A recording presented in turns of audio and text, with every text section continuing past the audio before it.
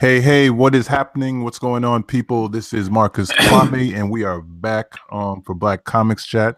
Very excited to be here tonight. We have a very special guest. First, as always, I'm going to introduce the Black Comics Chat crew. Right now, it's dynamic duo of Tony and myself holding it down. So, What up? we got the Red Lion in the house. How are you? I'm good, man. I'm good. Speaking of that, I believe Voltron Season 5 came out yesterday, so I'm excited. All about seeing that because I'm going to tell you, if you don't watch Star Wars Rebels, it's about to end like Monday, and I need some pick-me-up. So that's what Voltron Season 5 is for. So, but I'm good, man. I'm good. How are you, man? Good, good, good. It's been a long week, but I'm happy to be here with my peeps and talking comics and strange fruit. So yeah, man, I'm happy. So yeah, speaking of the aforementioned strange fruit, we have the esteemed creator of the strange fruit series in the house. He actually was one of our earliest guests on Black Comics Chat. I believe it was so early that this predated us being on iTunes.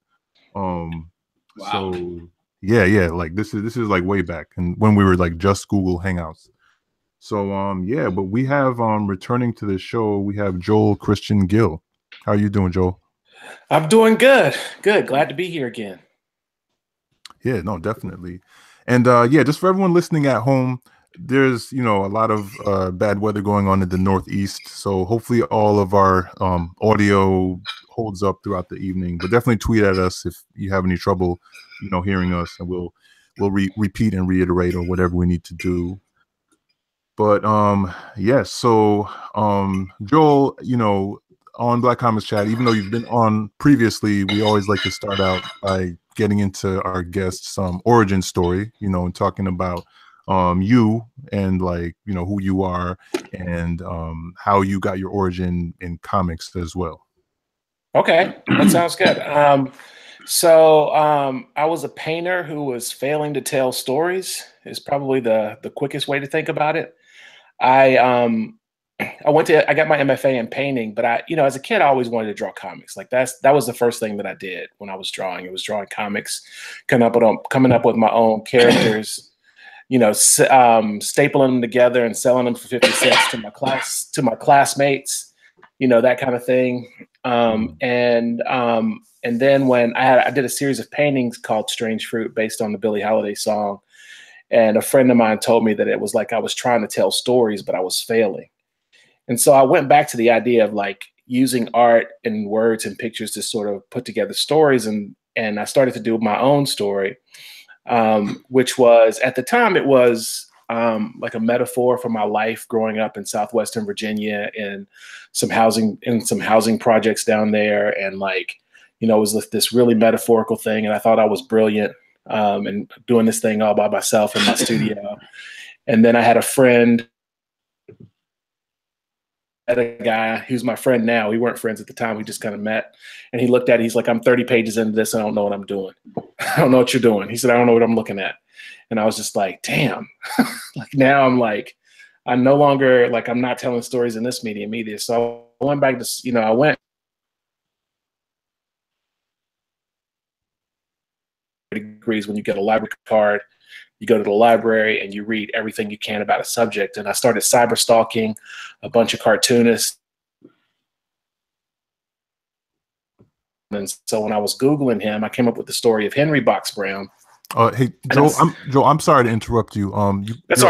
Your audio cut out just for a minute. So the last thing I heard was when you said you were cyber stalking cartoonists, and I didn't hear who you were speaking of. Okay, so I was cyber stalking Box Brown. Okay. And so then I Googled his name and found that he was this white guy in Philadelphia. So I sent him a message and I said, why you have the name of this slave? And he was like, well, I'm square shaped. So my friends call me Box, but I might do a story about that guy someday. And I was like, that's a good idea. I'm going to steal that idea. And I stole the idea. And I did the story of Box Brown, and I put them together because I wanted my own sort of Acme novelty library. And so I'm like, what can I name them? Because I want them all to be sort of my stories under the same banner. So I called them Strange Fruit after the series of paintings that I was working on. Okay. And I started making the mini comics and selling them. And then a publisher approached me and was like, we want to publish this. And I was like, cool. And then now we're off to the races. Okay. So the publisher came across your mini comics and they just wanted to continue it. Yeah. They wanted me to put them all together in a series, and we did it. And then, you know, the rest is sort of out there. Like I got 4 books now, and this is my Strange Fruit Volume 2 is my fourth book. So it's just been like, you know, I've been ham at it for the last 3 or 4 years. Yeah, no, that's great. And you mentioned that Box Brown story, and I remember that if I'm not mistaken, that was the first story in Volume 1, right? That was the very first story of Volume 1, the very first story I put together. Yeah, cool. So I don't like looking at it now because it seems bad.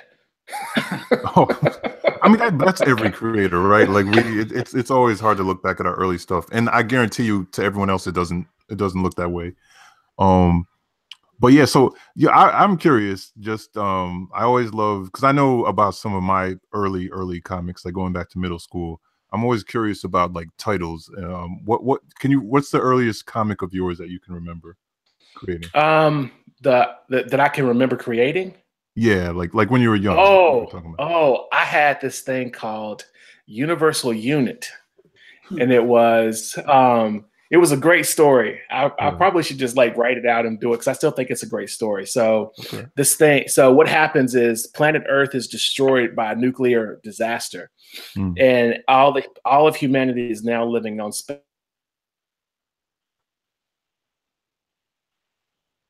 So all of the criminals too, because they thought it was inhumane to keep the criminals in prison while the planet was destroyed. So all the criminals are all like dispersed all through space, and there's these 2 guys, and they're called Universal Unit, and they are bounty hunters out to get all of the criminals that should have been in prison from Earth. Okay. Wow. Yeah, that's definitely something you could do something with.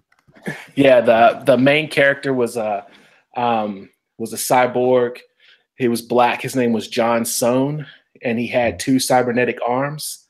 And then his sidekick was an Indian who had a cybernetic eye, and I forget what his name was. It was something, I don't know, probably something insensitive, because I was like 12. That's real. That's real. Okay. You know. But yeah, I actually wrote a bunch of those stories when I was a kid. I would draw some of them, and then this other kid I knew would draw some of them. And I keep thinking back on it. I'm like, that's actually, and my bad guy was I had a lot of cyborg stories. They were all cyborgs who had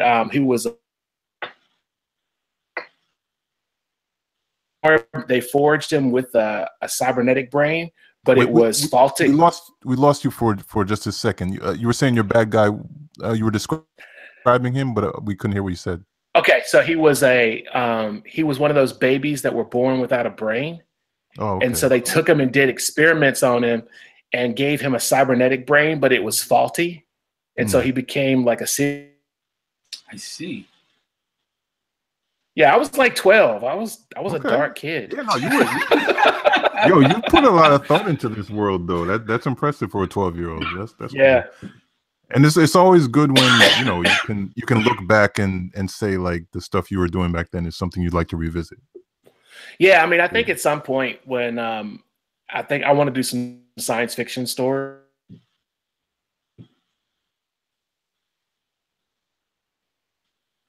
Working on, I might work on a science fiction story, because I'm a big fan of science fiction. I read a lot of science fiction. I watch a lot of science fiction. So yeah, I'm a big fan.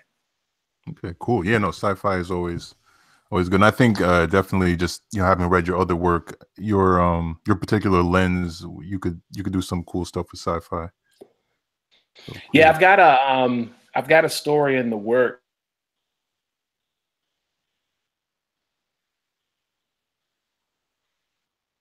One is in the antebellum South. One is in it's in the 1940s or 50s, and then there's one in like 100 years from there in the 2040s and 50s, and it starts with successful slave rebellions that created an all-black South, And then that all Black South translates into 3 different time periods.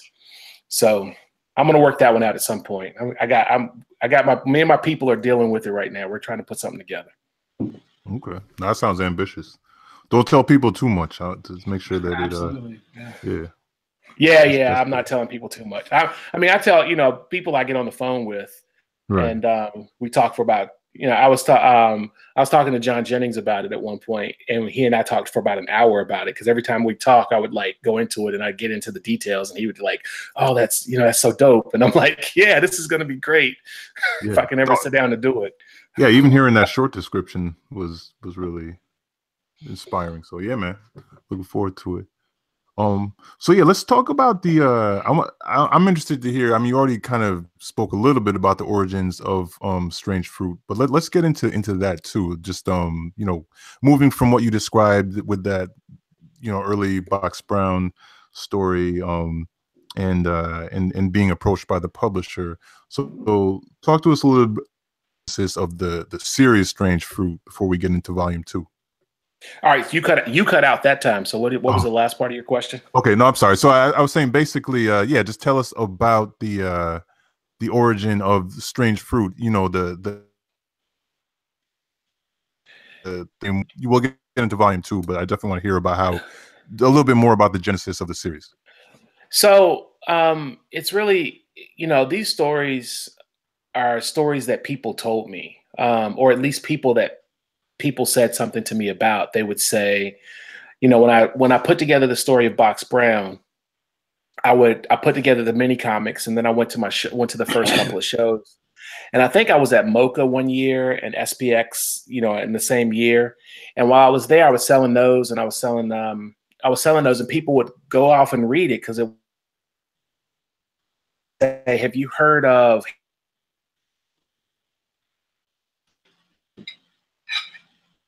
Then I would look him up, and then I would find out more about him, and then I would draw his story. Then I'd have him in Strange Fruit #2. So I'd be selling 1 and 2. So it kept going, like, people would tell me the stories until I have probably a backlog of about 200 people. I mean, every event that I do, and now I speak, I go out and speak publicly too. So I speak at like colleges and universities about my book, and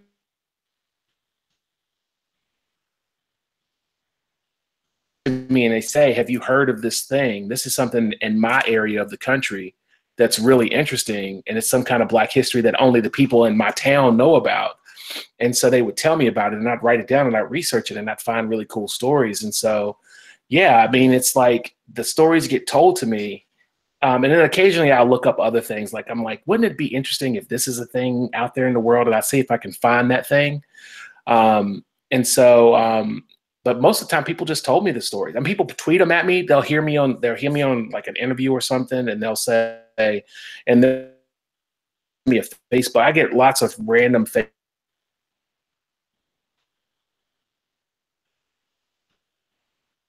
from me, and I was like, I heard you on the radio. Have you ever heard of this person or that person? And I'm like, no. And I write them all down, and I keep them out there, because I really think keep those stories going, because there's not a lot of information about most of these people. Yeah, absolutely. And I think, like, just even hearing you say that, like, number one, I think it's like really cool that it's taken on a life of its own, in the sense that, like, you've inspired people by telling these stories and these narratives, but in return, like, people are coming to you, and kind of hipping you to some other uncelebrated stories that are out there. So I think that's like super important. I mean, and it's like, obviously we have like all these really great figures that everyone is aware of in Black history, but like some of these people, and some of the ones that I want to get into a little bit later, who are featured in volume 2, are people that I think we should have films about. You know what I mean, like feature films. So I think that preserving that history, as you said, is really important. All my books and the movies. Yeah, Hollywood. Make sure you pick up Strange Fruit. You won't be sorry. Yeah, I'm in.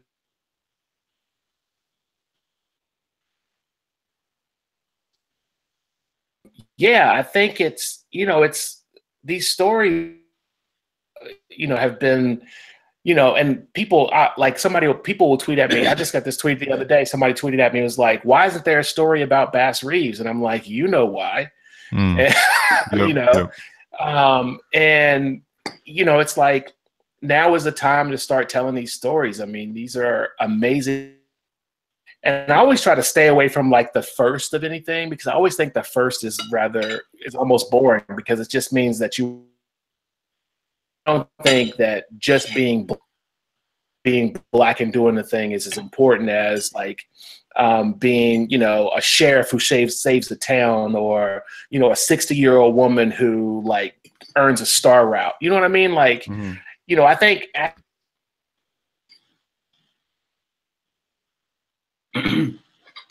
they were living in a place that was inhospitable for them. So for them to succeed in any way, shape, or form, even in the small spaces that these people did succeed in, that's amazing, right? That's like that's an incredible feat that we don't celebrate. We just, in this country, we don't celebrate that, because being Black in this country means that you wear your cultural immigration on your skin. And so people see you as being in this country. This is the thing that's amazing to me. Like, if you live in this country, it's amazing to think that any building that was over 300 years old was probably built by a slave. Absolutely. You know what I mean?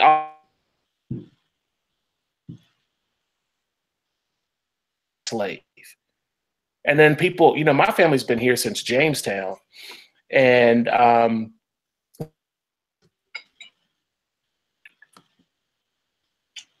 their German accent, but now they're Americans because they eat hamburgers and wear Trump hats. You know what I mean? Like, go back to Africa. Like, this is my country too. Equation, and what do you have? Bad food and bad music. You know what I mean? And bad culture. You don't have nearly the tapestry that, because of who we are in this country, you don't have the kind of, cultural, amazingness that America is without us. And so I think it's for that fact alone. Yeah, absolutely. And I think that's like super relevant, because all right, there are a lot of I think themes that pop up throughout the books, and I mean, some of them and most of the themes that I think recur are directly related to what you're speaking of, the fact that it's central to the Black experience, and that we have this unique tapestry. One of the central themes that pops up to me in these stories are just well, you had the second story in volume 2 is Nevertheless She Persisted, and there are stories of persistence against just unthinkable odds, unthinkable odds that are like horrifically normal, you know what I mean, to the people living through them. And so I mean, I think that there is a lot of I think inspiration for us today in those stories, because one, I mean, unfortunately we can still relate to a lot of it, but also it's like, when you do think about the time that a lot of these stories were happening in, there was even more to contend with. And yeah, history.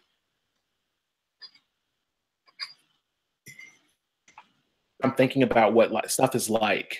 I mean, I love history. I mean, but like,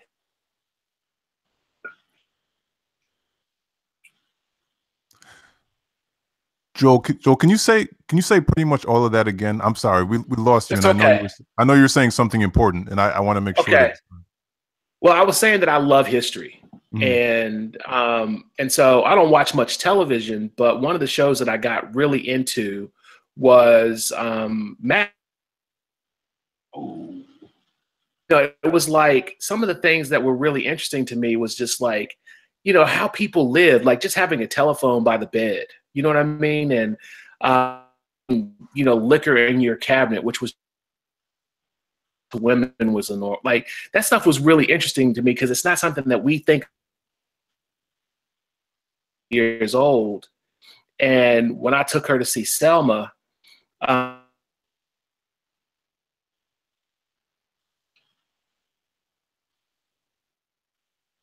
what she had been through, like riding on a bus and we lived in and throwing rocks at the bus because they were the black bus. Mm-hmm. Joel, can you I don't want to interrupt the conversation. That's all right. Can you try possibly like disconnecting and then just hitting the link and connecting again? I'm just hoping that like somehow we can, because I want to make sure everyone's hearing what you're saying. Yeah, let me try that. I'll disconnect and then I'll reconnect. Okay. So in this portion of the show is where we have a commercial or some type. Yes. To the live audience, we're just trying to reconnect with Joel to deal with some technical issues because he's dropping a lot of gems, and I want to make sure that everyone hears it. So right now we'll get into the musical portion of the show. Take it away, Tony. Oh, I know, right? I was like, wait a minute. I know, right? I'm about to pull up my Spotify and play the score of Black Panther. I'm gonna tell you, man, that music, the score, like the soundtrack is one, but the score is amazing. Okay, we're back. Yeah. Okay, hey Joe. Can you hear me now? Yeah, we can hear you. Okay. All right. So I was saying, I'm trying to go back and cut off the camera so I get better bandwidth. All right. Okay. So I was saying that I took my mom to see Selma, and she came out because she was, and I said that was a great movie, and she was like, it was terrible, but not terrible because she thought it was a terrible movie, but terrible because she lived through this time. And so it was just a reminder of what it looked like. And so it's like, you just don't think about it. Like my grandmother, who's 85, her second husband who died about 5 or 6 years ago. Remember, I was having a conversation with him once, and he was talking about, like not letting people walk on him. Like it was about some customer service thing or something. Right. And he said, I'll tell anybody what I want to tell them. He's like, I even tell the white folks. And I literally thought to myself, I tell white people whatever I feel like telling them. But he was like an 85-year-old man, right? And so his mindset was completely different. And so I think history informs us in a way that I don't think people really think about. Like, it's not just about knowing dates and times, but it's actually knowing what it was like to live in that time. Mm-hmm. Absolutely. Yeah. Absolutely. And, it's one of those things where I have issues trying to really reconcile with time travel stories, because I believe there's really not a good time for us to travel back to. No. Like, why would I go there? You know what I mean? Like, okay, maybe the future, but even then, I'm not even sure that I'll be safe in the future either. Yeah, you're not sure what's going to be waiting for you there.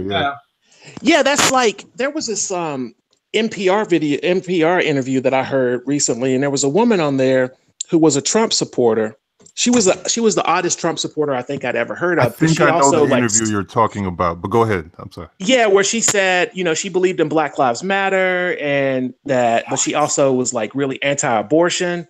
And she said, and one of the black people on there, and I think it was a black Republican, and he said, when was America great for us? And it's like, you could just, over the radio, you could hear the epiphany in this woman's head, like, holy shit. You know what I mean? Like, this is like, she had not thought about it like that. And I think that's the thing. And I spent a lot of time talking about this. That's the thing that I think history helps us with. It helps us with empathy. Yeah. That's actually something that I was going to ask you about. So, I mean, I guess we can go right into that, because I had seen a video clip online where you were giving a talk about empathy, specifically in regards to combating racism. So yeah, can you just, speak a little bit more about that? Yeah, I think so. When you meet a person, whoever that person is, you share parts of your humanity with your story. Like, you tell them a little bit about yourself. You say, I went to school here. I know this person. We know that person in common. And when you do that, you share little bits and pieces of yourself. Mm-hmm. And I think that by doing that, you become empathetic to the person, right? You actually feel a little bit more like, I understand what that person's like. And I think that, for me, I think the stories in Strange Fruit are like that. That's empathy. I'm sharing stories of the Black community to the rest of America so that they can see what that's like, because I think that when you rebuild empathy, when you understand what it's like to be somebody else, and this is literally the walking a mile in somebody else's shoes. Right. This is thinking like a woman, and like, I get up in the morning, I don't think about what I put on, past like dope shoes, you know what I mean? Like I got to put some dope sneakers on, everything else is just whatever. But, like my wife gets up in the morning and she's like, if I wear this is too short, if I wear this is cut too low, somebody's going to say something. And I'm like, that's a thing that you just like, as a man, I don't think about, right? Like that's not something I think about. And women have to think about that all the time. And like, that's the kind of empathy that we're talking about. So when somebody says something to a woman about her clothes, I feel that, you know what I mean? I'm like, I'm right there at it saying, yeah, don't talk to her like that. You know what I mean? I'm like, You don't know what it's like to be her. You don't know what it's like to have to deal with this. Right. And so I think that's the thing that I want to spend my, that's what I mean when I tell people they need to rebuild empathy. James Baldwin said that racism doesn't stand up to contact. And I think that's what he was talking about. Mm-hmm. Yeah.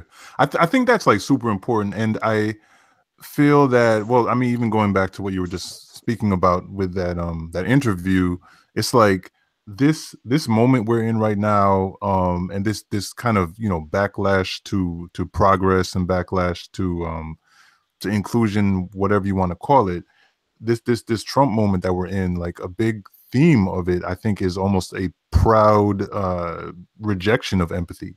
And I think that's all the more reason why it's important, for us to encourage empathy and to, continue to push that. So, I mean, I think that's super important. Absolutely. Yeah. Absolutely. Yeah. I think that's what you just said there was just great. Like, this is a pushback to empathy, like not caring about somebody else. Like, I don't, it doesn't even matter what side of the political argument you're on. If you are the kind of person who doesn't care about people, then you don't find, this is a complicated thing, right? Because people are saying, you got to meet Trump supporters where they are and those people where they are. But, some of the people that were dealing, some of the people that voted for Trump didn't really care about anything else. They were thinking about themselves. Absolutely. And so and it's our response, like ultimately we want the white supremacists to put down the robes and the tiki torches and come back to the fold. You know what I mean? We want them to be like reformed human beings.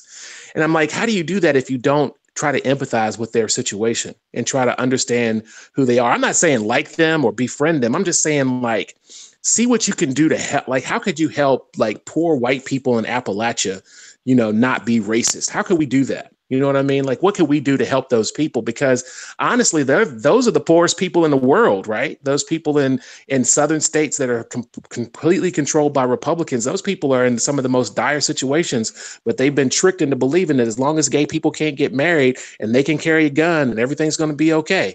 Yeah. So, I mean, it's like, it's a ridiculous thing to me, but I mean, I want to help as many people as I can just rebuild that empathy and understanding of what it's like to be somebody else.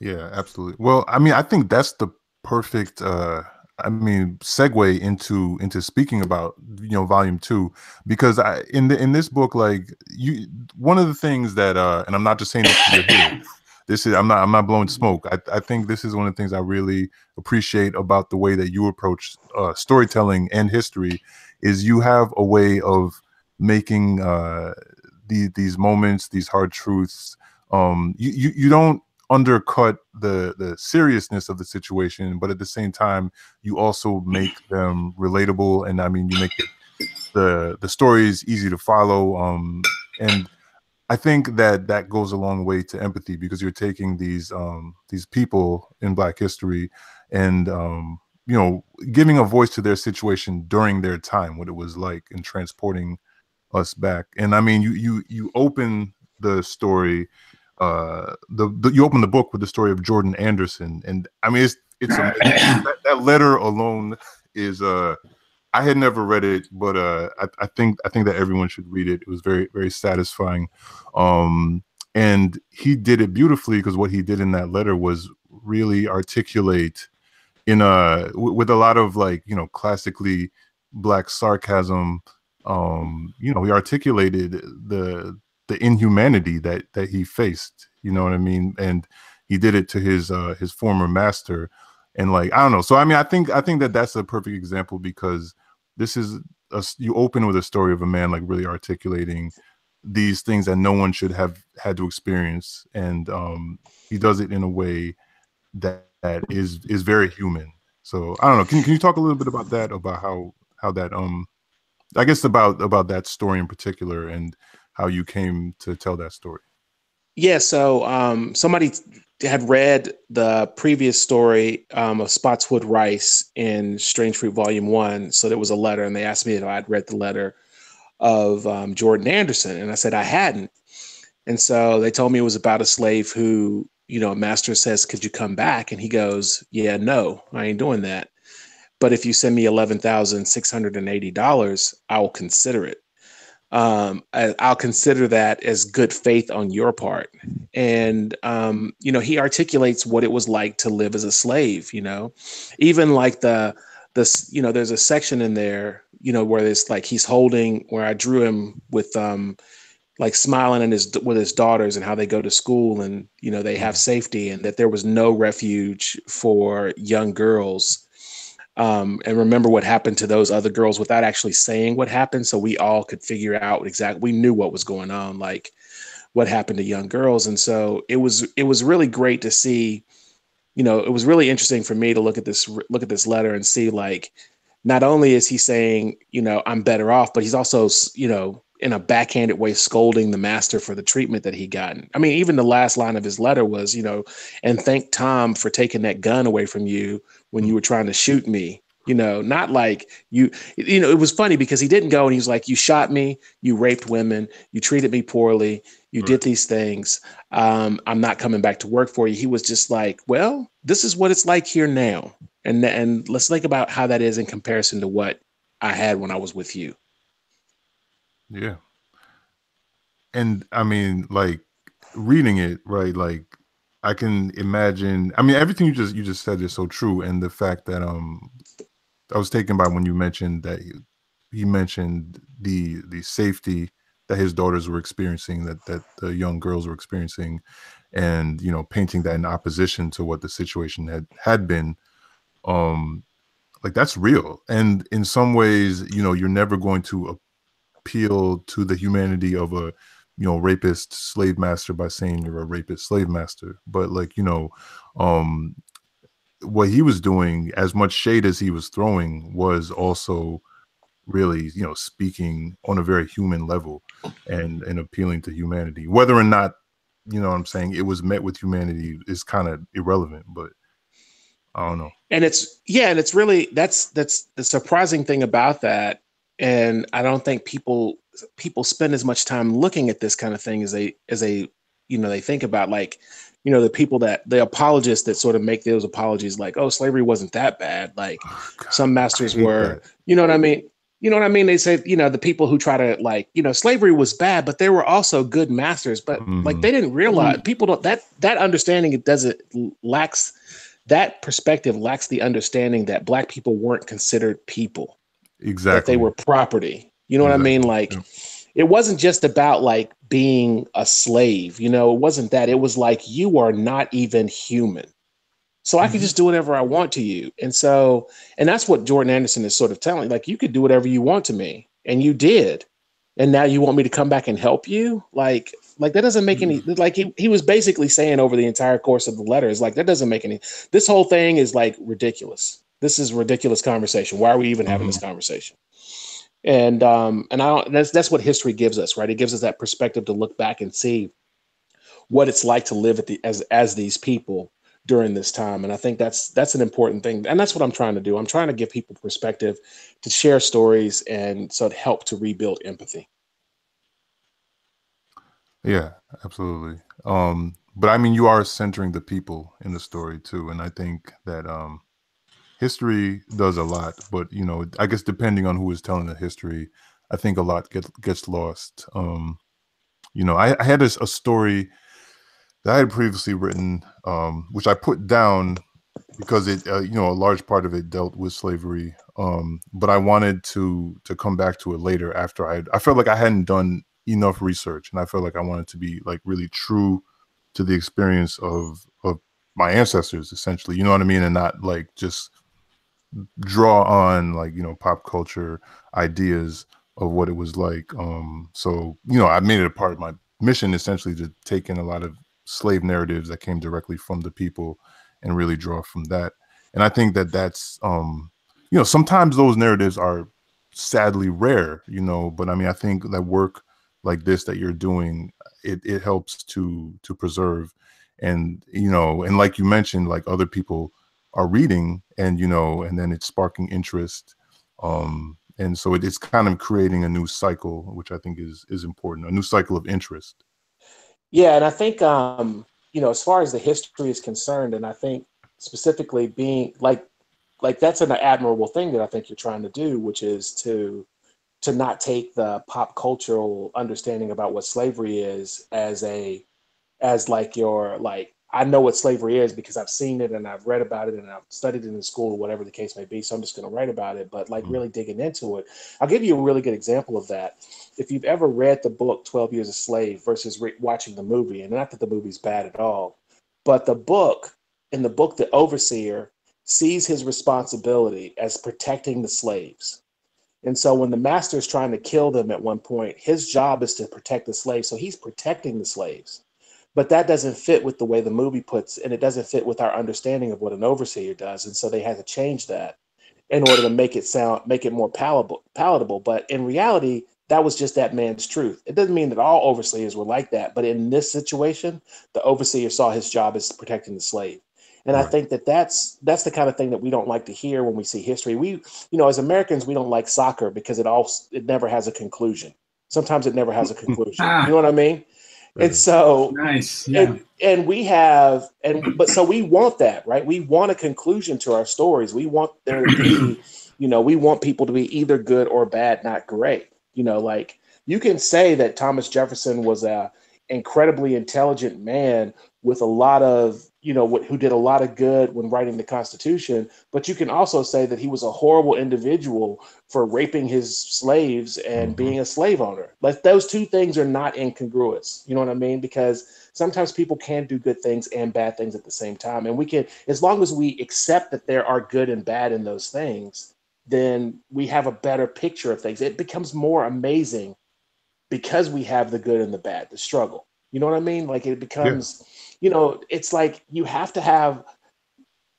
There's a you know, Tom and Jerry cartoons that the old ones from the 40s and 50s. Anybody that's my age, that's, you know, 35 plus, watch those ones that were really racist, right? I've seen it. And now they cut all the racist stuff out of those cartoons, and that when they play them, but it you know what it does is it mutes the understanding of how prevalent racism was. And so showing those cartoons to my kids is is a way to talk about like, this is how prevalent racism was. And so what happens to kids nowadays when they don't have to see that and they don't understand how terrible blackface was, that they go and dress in blackface. You know what I mean? Because they have no understanding of it. But because we censor it in that way. And I think it's important for us to, you know, history is complicated. It's gray. It's more gray than it is black and white. And I, you know, like, you know, there were lots of Southerners who were absolutely against slavery. There was an entire spy ring in Richmond run by women that were in the heart of the Confederacy, that were sympathizers to the Union, that were like doing amazing things. And I'm going to write a story about them soon. But they were spies for the Union Army, and they were white women. And there was a white woman who was in charge, and she had black slaves, former slaves, who were going back into that's a complicated thing, right? Because she's a Southerner. She's you know, born and bred in the South, but she's also like anti-slavery. And I think there's a lot of stuff that we don't. And then, you know, like, or when you go above them, and you guys know this, you move above the Mason-Dixon line and racism still exists. It doesn't stop. You know, it doesn't stop there. It's just different, right? Yeah. You know, there were sundown towns in many of the Midwest towns, and in the North, just like there were in the South. There might not have been as many, but they still were there. You know, like racism doesn't stop at a specific place. And so I think, you know, people have a tendency to like place it in a certain, like, oh, that's in the South. That's what they do down there, but not realizing that there were lynchings in the Midwest and there were lynchings in the North. There was a famous one in New York. You guys probably know about it. Yeah. So there was like, you know, like that's the thing. Like we have to take history as a totality and look at everything. And we have to look at what you said earlier was to be really careful about looking at firsthand documents. Primary sources are really important because you can't read what people have written about history. You have to read what happened at the time, because that's when you're going to get the most accurate information.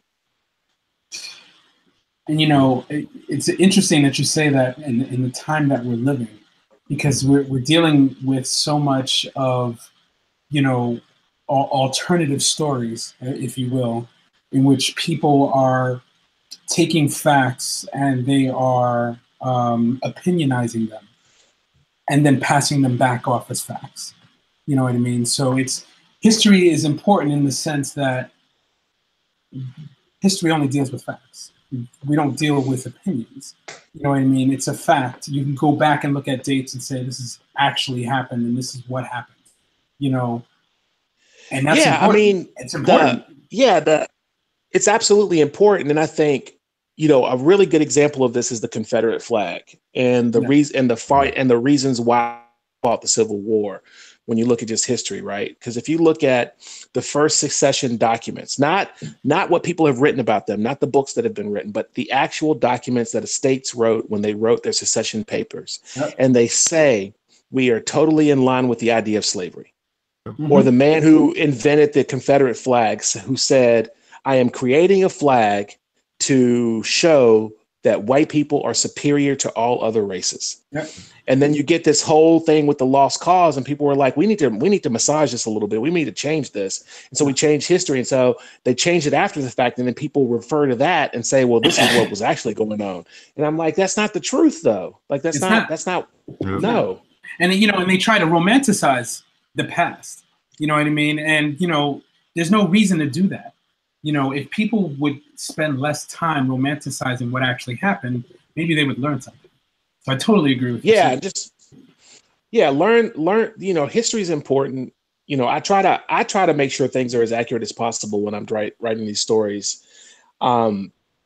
You know, I mean, there's always, you take some embellishment, right? Like you don't know exactly what happened. You don't know exactly what kind of shoes somebody was wearing. So you have to make those up or whatever the case. But you want to make sure that what you're telling people is a clear representation happened during that time. And so it was really important for me when writing about these stories and writing these stories is to say like what was happening. Like, for example, with Millie and Christine McCoy, the two-headed nightingale.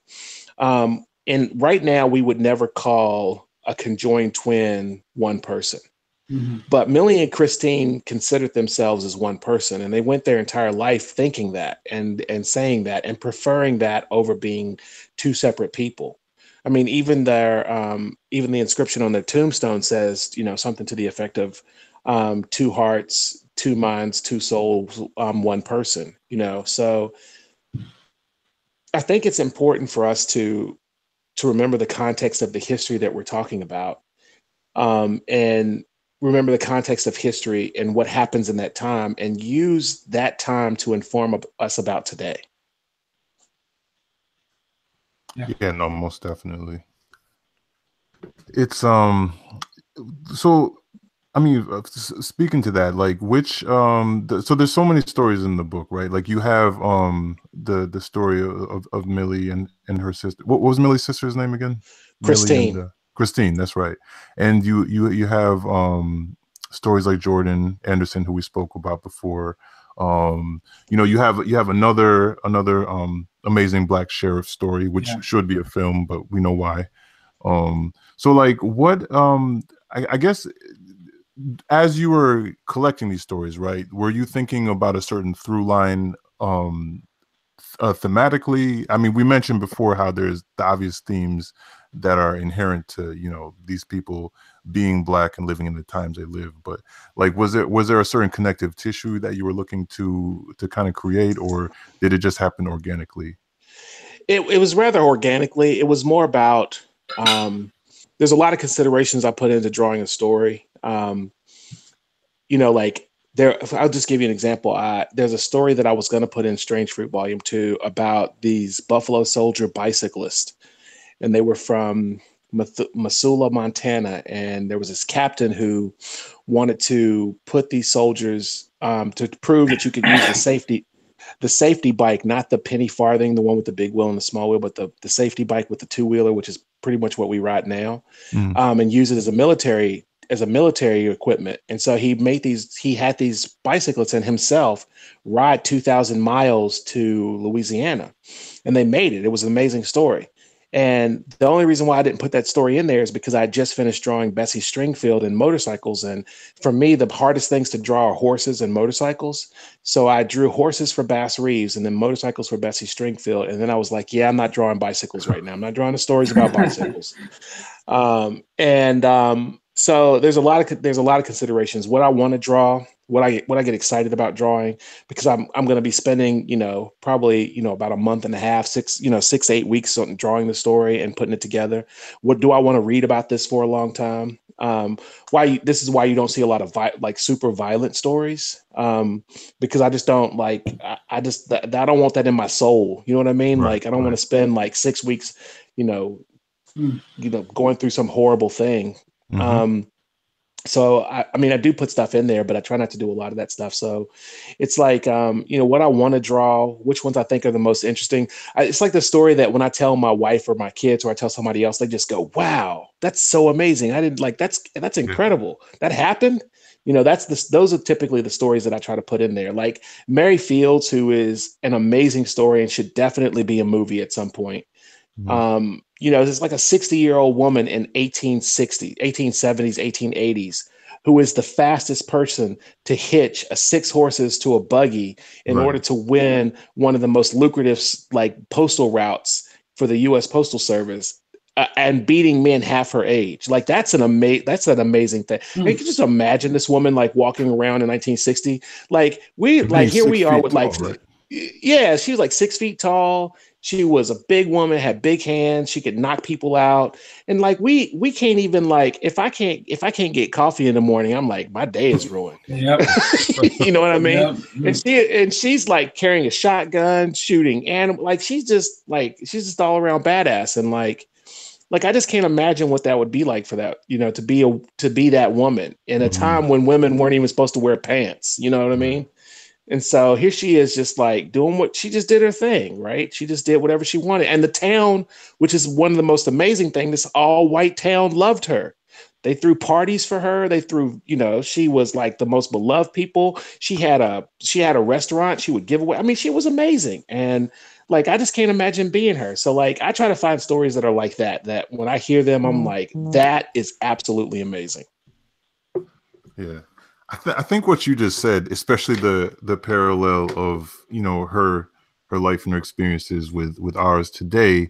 Yeah, I was just speaking with a friend about this. A lot of times you hear people talk about well, I'm a field slave, or I'm a field Negro, or whatever. And I mean, I understand the sentiment, but at the same time, I feel like it is a bit of a disrespect to exactly what our predecessors experienced. You know what I mean? Not that we're not dealing with a whole lot right now, but it's also, it's a lot, and I think that's what I think that's what Octavia Butler's book Kindred was really the fact that we got it rough and we can relate, but it's if you threw us back into some of these situations, you know what I mean? We wouldn't know what to do, Yeah. So, yeah, she didn't, right? I can't remember her main character's name. Dana. Dana, she was remember how I just remember how tired she was. You know what I mean? Having to do all the stuff that she had to do, and how she had to it was one of those things where it's your shoes would wear out, your feet would be everything would hurt, and then you had to sleep on a hard floor.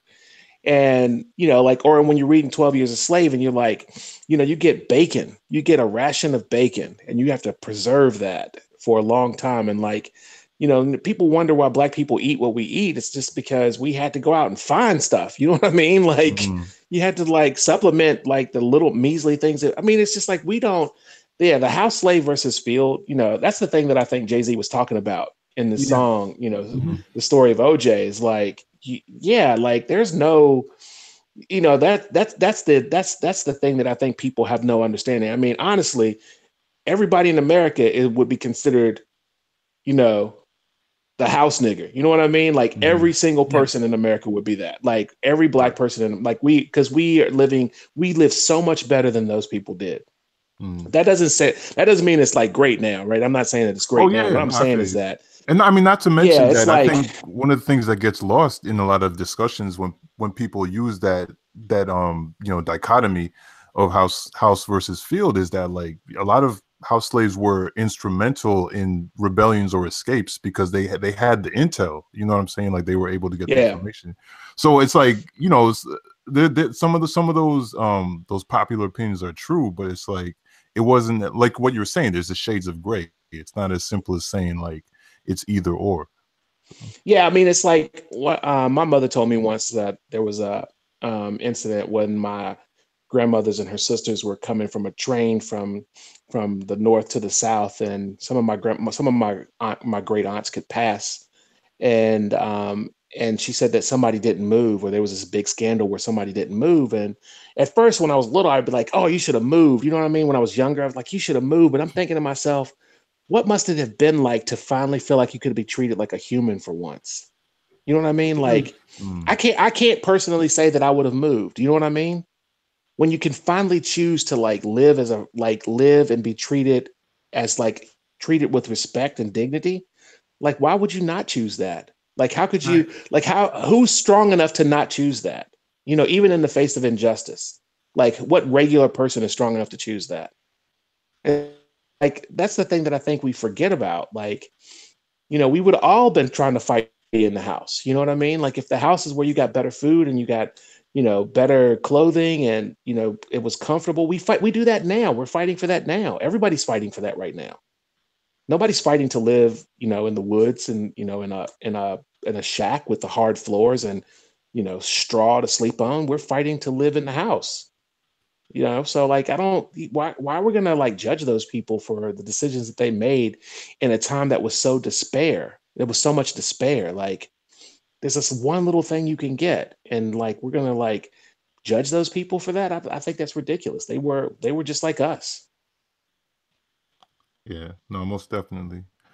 Another story that you had is the story of blind Tom Wiggins, and I mean, I guess, you know, in light of what we were just talking about, like, you know, this is a man who, I mean, on multiple levels was marginalized, you know, in the sense of just being black at this time, you know, being born to an enslaved family, but he was also autistic at a time when, you know, there was no name for that or no diagnosis, and he was blind, you know, but he was brilliant. He was a brilliant musician.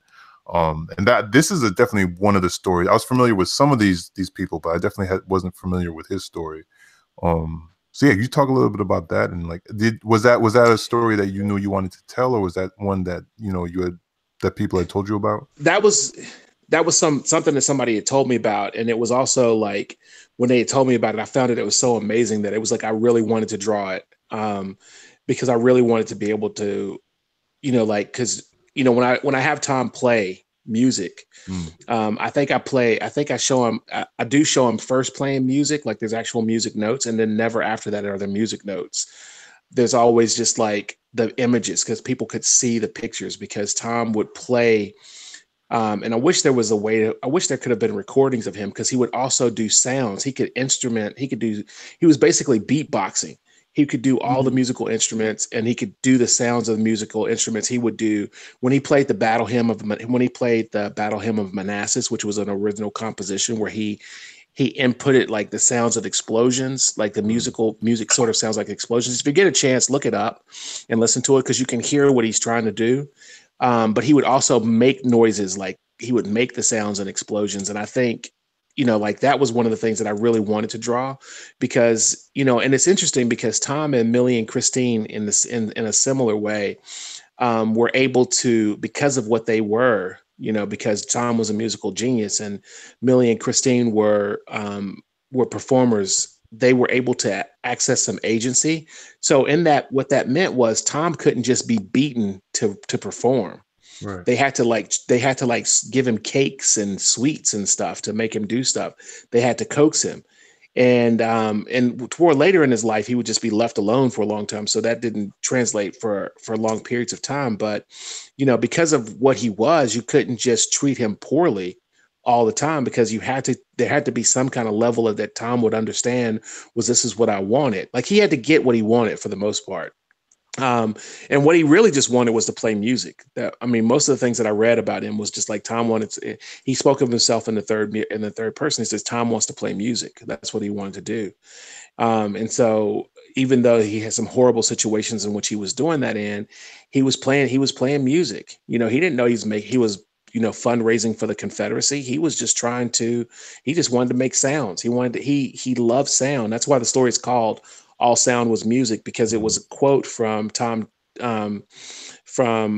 Mark Twain, where he said he met him and he said that to this poor individual, this poor soul, he called him an idiot, but he was using it in the colloquial, he was using it in the term in which it was, like somebody who doesn't know.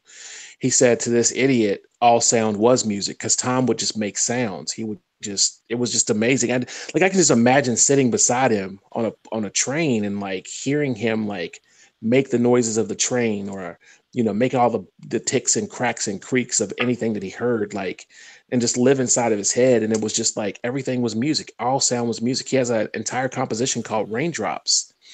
And you listen to it and you could hear that's what Raindrops sounds like. He was brilliant. He was absolutely amazing. And so, like, because of what he could do, you know, he was able to, he was treated a little better, not much better, but marginally better than he would have been treated if he had just been blind. I think one thing that you did really well was, so you definitely articulated that in the story that comes through, but I think you made sure to point out that a lot of the the white people and the quote unquote managers, that they essentially knew that there was something that they could get out of him. So he was treated better, but it was basically still at a price, right? Like, he was treated better because there was something that he could provide, you know. Yeah, he was commodified. I mean, it was basically like, you are, you know, this thing that we can make money off of.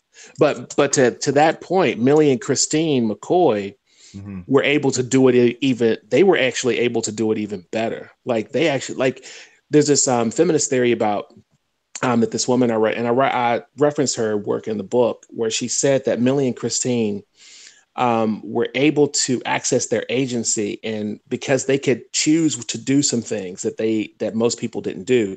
And there are no naked pictures of them. There's only one picture, and they're not even completely naked.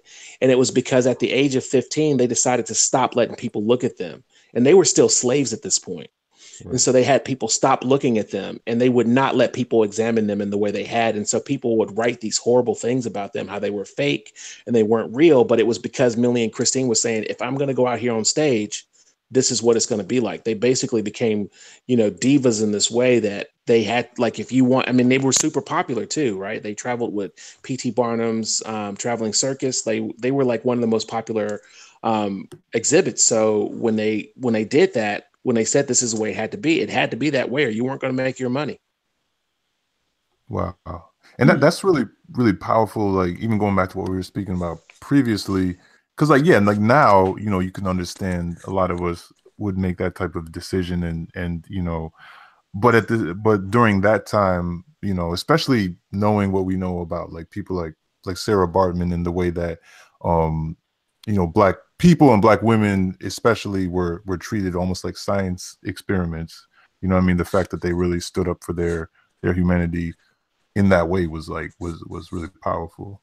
Yeah, I mean, it's like, you know, I think, you know, P.T. Barnum is one of those people that I think definitely fits in a gray area, because he did, you know, exploit these people, but he made a lot of those people really, really wealthy. When Millie and Christine McCoy finally were freed, they were really rich. They spent the rest of their lives giving away money to churches and to Black schools. Like, they were wealthy. They were wealthy women, and their house burnt down either right before their death or right after. I can't remember exactly, but it was filled with stuff that they had collected from traveling all over the world. And so they, because of what they were able to do that. There was actually an entire town in West Virginia filled with the descendants of sideshow performers.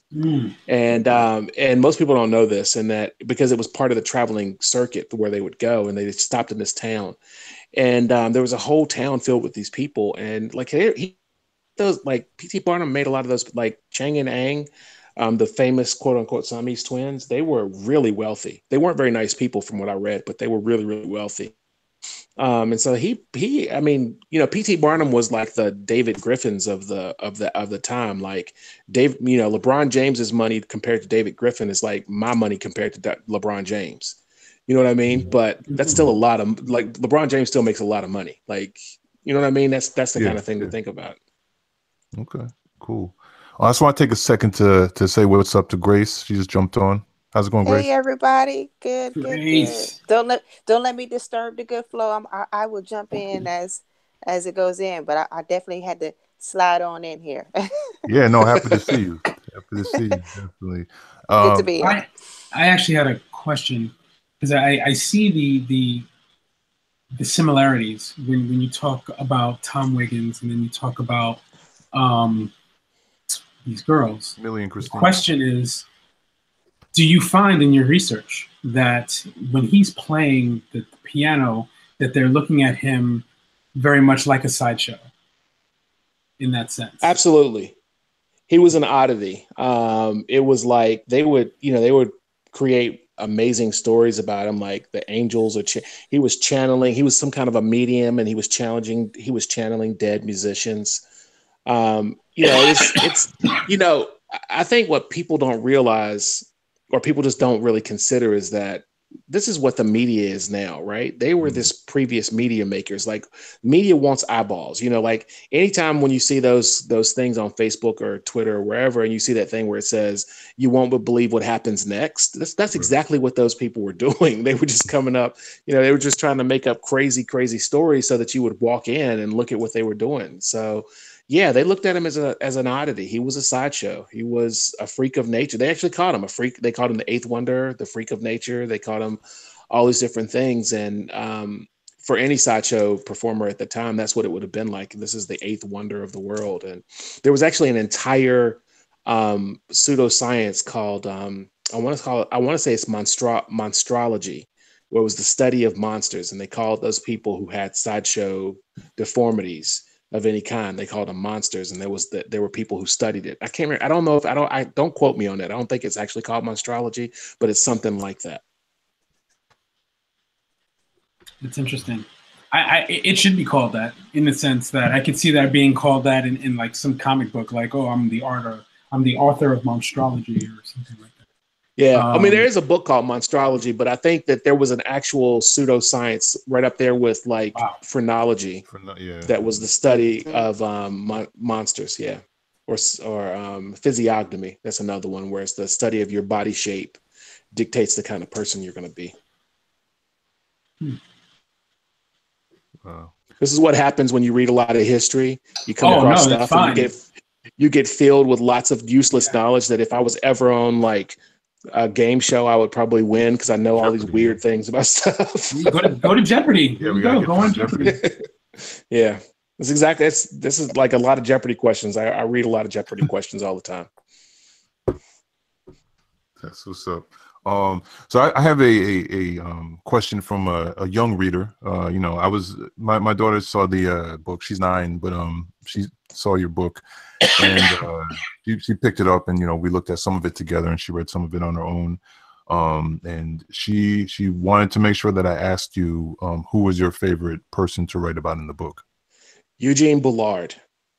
Okay, that's actually my favorite story.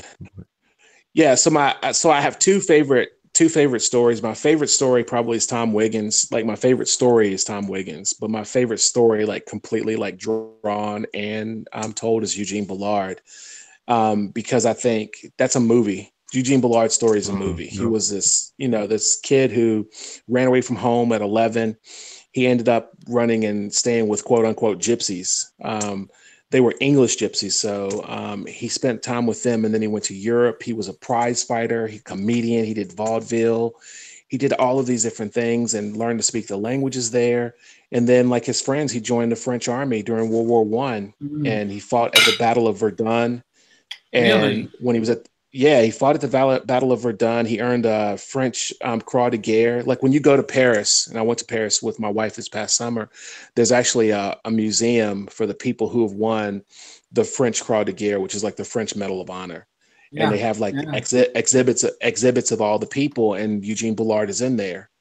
And you know, he becomes the first black fighter pilot after being injured in the Battle of Verdun and deciding to fly. And he flies with like the perfect named regiment, which was a regiment called All Blood Runs Red. And he had a monkey too, which I didn't put in the book. He had a monkey. I forget what the monkey was called that would fly with him. And then and that would be it, right? That's an amazing story. Like that's the end. That's roll the credits. Everything's good. But then he goes on to fight in the French the French resistance. He was a friend of Josephine Baker. Was like his kid's babysitter. Josephine Baker babysat his kids. Wow. Ernest Hemingway wrote about him in his book. He was friends with Langston Hughes. Like he had all of these famous people. And then he comes back to America and he becomes an elevator operator, which, by the way, most people don't know this. An elevator operator at the time was like a prestigious job. It wasn't a crappy job. It was one of the good jobs.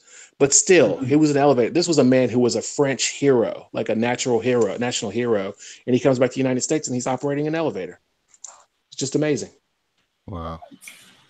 Yeah, and you that's the final story in the book. You close with that, and I mean, I think it's a real powerful way to end. Yeah, and he wasn't even recognized. So when Charles de Gaulle comes to the United States on a state visit in the 1950s, he makes the American government take him to the elevator where Eugene Bullard is working, so that he can greet this national French hero. Like Eugene Bullard was like a mythic person in France, but you know, in America, he was an elevator operator, and he wasn't even recognized by the United States military until 1992. Wow. There's so much history when it comes to the wars too, because it reminds me of the stories of the Harlem Hellfighters as well. You know what I mean? Where they weren't really allowed to fight. You know, on our side, they had to wear French uniforms. You know what I mean? Yeah, and then of course they rocked everybody when they were in there. Yeah, the one guy, I can't remember his name now, but the one, the smallest guy of the regiment was like the baddest guy ever. Like people were terrified of him. And like if they're, you know, and I was on a panel with Max Brooks a couple of years ago, and he said that if this guy had been white, we would be on the 4th iteration of his movie. He said that John Wayne would have played him. He said Matt Damon would be rearing up to play him in the movie right now. But because he's black, there's not even a movie about it. Yeah. And that's what, and I think he said something to the effect that it's even hard to sell this as a movie. This was 2 or 3 years ago. It was harder to sell it as a movie because the main character was black. I think it's probably going to change now. We're going to see a lot of black movies now. I was about to say that. I was about to say maybe this is the time. So yeah, we're going to see a lot of black. There's going to be a lot of black movies now that Black Panthers is going to probably surpass $1 billion. There's going to be there's going to be clamoring for black content. Oh yeah. I don't see any way where, I mean, I didn't see the numbers this. Yeah, I didn't see the numbers this morning, but even based on what I saw yesterday, there's no way it doesn't pass $1 billion. Yeah, like it's headed there. So what does everyone think about you know, having a little Black Panther talk? I figured it would probably you know, cap off the episode, and we could give a big spoiler warning for anyone who hasn't seen. But everyone want to talk Black Panther? Of course. Absolutely. And spoilers, you know, specifically that part where Spider-Man comes in. I don't like the new Spider-Man costume when he jumps out the waterfall. I don't like that part. Yeah, I feel it was a bit gratuitous. It was a bit much. But okay, yeah. So Grace, I feel like you're trying to say something. Yeah, I'm sorry, Grace. Oh, like you're coming in and out, so I only hear like bits. Cut out a little bit. Okay, you continue talking. I'm gonna try to go to my iPad. Okay. And switch over. Yeah. Okay. Okay, cool. All right, but yes, Um, a very, very big spoiler warning for everyone. So if you have not seen the movie, then come back after you've That's seen right. it and listen to us, Into wax this portion of the podcast. Yes, yeah. Yeah, So I'm that. sorry. What were you saying, man. Tony? No, I was gonna start off by saying this movie is, I mean, again, seeing it for the second time yesterday, it's so amazing from beginning to end. You know, even the musical composition, the album that accompanies it. I think that it says a lot. The actual not only soundtrack. the actual soundtrack and then the original score. Yeah. I will tell you the one thing about the original Yeah, score is amazing because it's one of the, and I always listen to musical scores, so that's the type of nerd I am. To actually have African drums in action scenes and action sequences and have it be a part of the soundtrack is just amazing. And Killmonger's theme is the best out of the entire. Ooh. Oh, that's my personal opinion. You know what I loved about this movie, and it's been something that I've been trying to figure out, just like thinking about it for a long time, is that, Native American mythology and sort of Native American mythology is sort of romanticized and sort of like you get that and you get that rich texture and history that comes with it. And so people have spent some time doing that, mostly because everybody in America thinks they're half Indian. But then, and you have the same thing with Mexican culture, where there's like a rich history and tapestry that people sort of protect it and understand it. But then when you get to Black history, it was almost like, no, y'all don't have that. And I think this movie like incorporates African mythology and like in a way that's like, even though we know everything is made up by Stan Lee, but it still seemed really super real. Like I felt like there was a panther god that I wanted to work. You know what I mean? Like you felt that stuff. And I think that was, like being able to bring in that that magic, you know what I mean? The magic that everybody can look at and go, yeah, that's great. Like, yeah, like that's where he gets his power. Like that kind of thing is like, that's the thing that I think is really important about this is like being able to bring that in and it not be hokey and not be surface level, but seem really deep. Yeah. And I mean, to your point, it's interesting to me because I think one of the big takeaways, and there's so many from this film, but one of the big ones is this is what you get when you really allow talented, Black people in this instance, but just, people of all people, talented people who haven't had a shot to tell their own stories, to tell their own stories. You know what I mean? Because it's like, obviously Ryan Coogler, you have, the all Black cast, you have all the people who did the production design, the costumes, you know what I mean, and like all of that. So it's interesting that they were able to take this property that was created by Stan Lee, and Jack Kirby, and props to them for the character in the first place, but definitely like told through the lens of these creators. I mean, they were just able to do something that I don't think just anyone else would have been able to tell this particular story, and it's such a rich because no, I was go ahead. You go ahead. You finish. Oh no, I was just gonna say it's just so rich and layered. I mean, I've literally it's a movie. It hasn't left my mind since I've seen it. Basically, you know what I mean? Like I'm just always, it's there's so much there, and it's I'm about to see it for the third time tomorrow, and very much looking forward to it. Yeah, I mean, it was great, and so in so many different ways, like it's like one of those things that I told my daughter before I took her to go see it. I said, I'm gonna tell you one thing about the bad guy in this movie, and she goes, "What's that?" I was like, "He's not wrong." Like when you know what I mean, like in that scene when in movies like this, right, when the villain starts to monologue, right, and the villain is monologuing, you always think, and usually in most movies you're thinking, yeah, I don't like what you're doing, I hope somebody stops you, this is going to be bad. But when Killmonger starts doing his monologue, like the only thing I could think in my head was, my daughter actually watching the movie said I couldn't tell if he was the bad guy or the good guy. Mm-hmm. She literally said that at one point. She was like, I couldn't tell if he was a bad guy or a good guy. Because what he's trying to do at that point is noble and like, we're gonna right the wrongs. Like he wasn't. I think those are the best bad guys, right? The bad guys that you feel for, that you like, that you connect to in some way. I mean, they either have to be so diabolical that you hate them, or they have to be nuanced so that you feel like there's something in it. I just read a book like this. It was a book series that I read, and I remember finishing the book thinking to myself, if this book had been flipped and the protagonist had been the antagonist, the book would have been exactly the same. I would have felt the exact same way about it, because both times it would have been like the good guy could have been the bad guy could have been the good guy. And I think, and I'm not saying that T'Challa is the bad guy in this at all, but you could see where Killmonger was like coming from. Like I felt for him, I felt for him the whole movie. Right. Yeah, most definitely.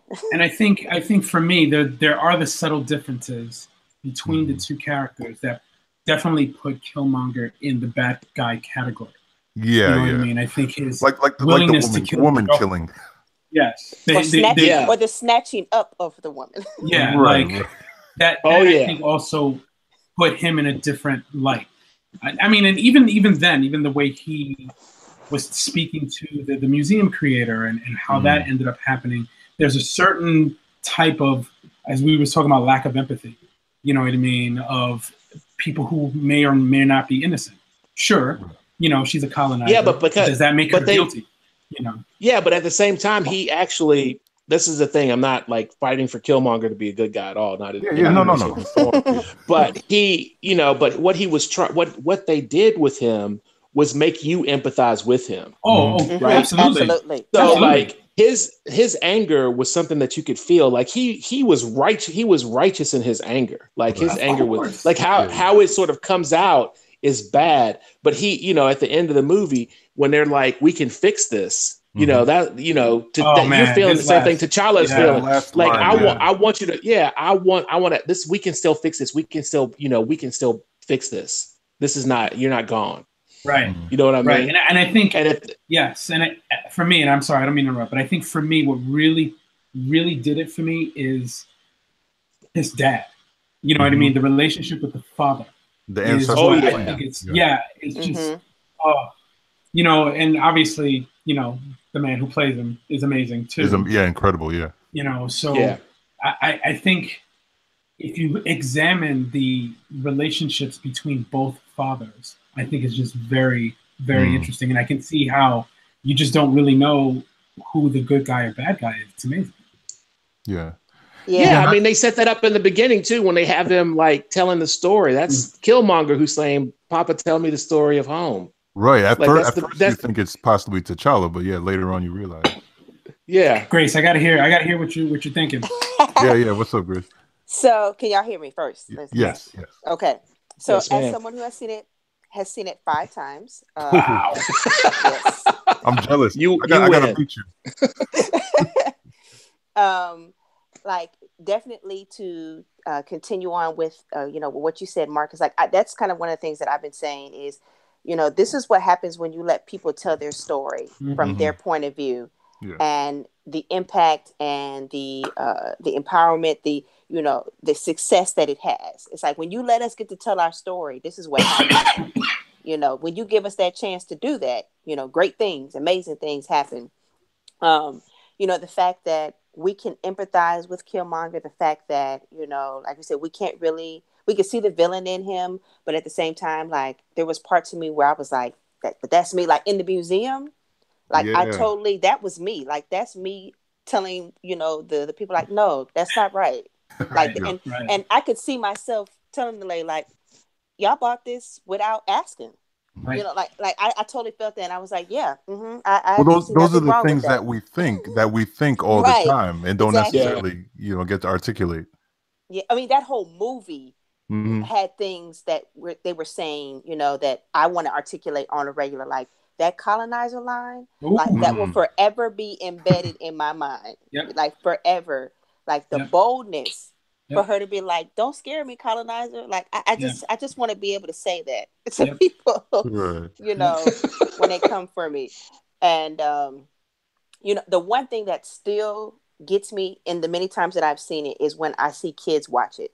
So Yes. I did a youth screening. I helped out with a youth screening of it, and seeing how they range from like fifth grade to high school students, and the amount of knowledge that they pulled out of it, how like on point they were about things, just the way they were able to critique and analyze it, and the fact that I was like, they get a chance to have something that many of us didn't have when we were, growing up. Like they have the hero to look up to.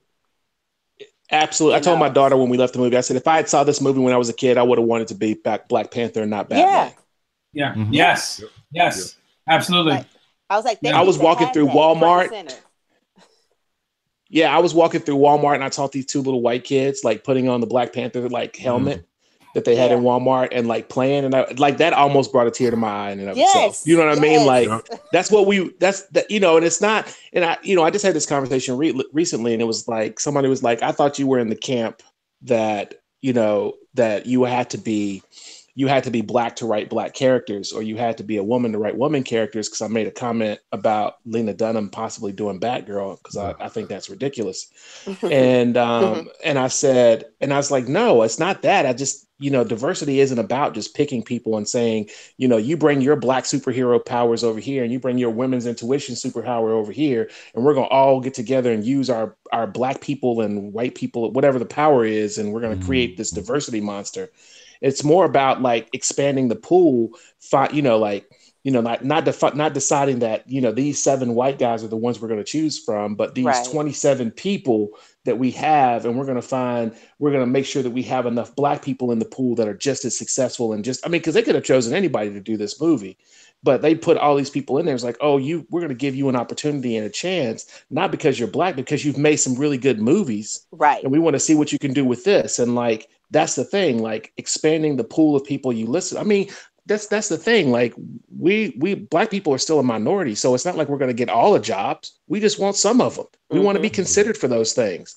And so giving us an opportunity to tell these stories, like having, a woman write something about a woman from a woman's point of view, that doesn't mean a man can't do it. It just means that if a man's going to do that, he needs to talk to some women. He needs to spend some time with the women. He needs to go and, you know what I mean? Like if you're going to write from a Black character, there's actually an Asian guy right now who writes a mystery series that's called IQ. And he writes it from a Black point of view. And this is an Asian guy who grew up in South Central LA. He's like in his 60s, but he's always lived in South Central LA around Black people. So when you read this book, you think it's written by a Black person, because he's so involved in that understanding. And so when you read the main character, you're just like, I can't believe this is written by an Asian guy. Right. Because he's talked to some Black people, you know what I mean? Like he spent some time. So he has some understanding of it. It's not like a character study. Like I'm going to write about a demon, and this is what I think demons look like. You can't treat Black people like imaginary characters. You have to actually see them. You can't treat women like imaginary characters. You have to go actually talk to them. Sorry, I'm going to go on a rant because I can talk about this for an hour. Yeah. No, I mean that's so true. Just really quick, going back to Killmonger for a minute. I think one of the most powerful things, I mean, Tony referenced Sterling K. Brown as Njobu and his father, and the amazing job he did. One of the things that they did really well that makes his particular turn as a villain so complicated is, number one, like we've all mentioned, he's relatable. He's bringing up some truths that are that aren't acknowledged, that need to be acknowledged. But one of the things that they do that's really interesting is, like, through the loss of his father, through this, just these tragic events that take place, basically this adult Killmonger that we're dealing with is still that same wounded child. You know what I mean? Yeah. And I think that it's interesting because that pain and that loss are central to his mission, and the parts of it where we're like, yeah, you're right, right. But at the same time, it's like that hurt and that wounded child. I think like the unspeakable things that he does, like shooting his girl and all of those things are also that wounded child. You know what I'm saying? Like, and So I mean, I think there's a real complexity there, and you know that moment in the ancestral plane, you know, when you see, you know, young Killmonger talking when Sterling K. Brown asks, you know, if there's no tears for him, Yes, Yep. and he yes, says like, yes.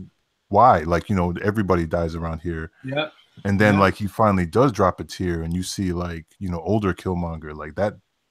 I don't know, Yep. like that was just really, that really shook me, man. That was Well, powerful. yeah, I mean, That kids like that. yeah.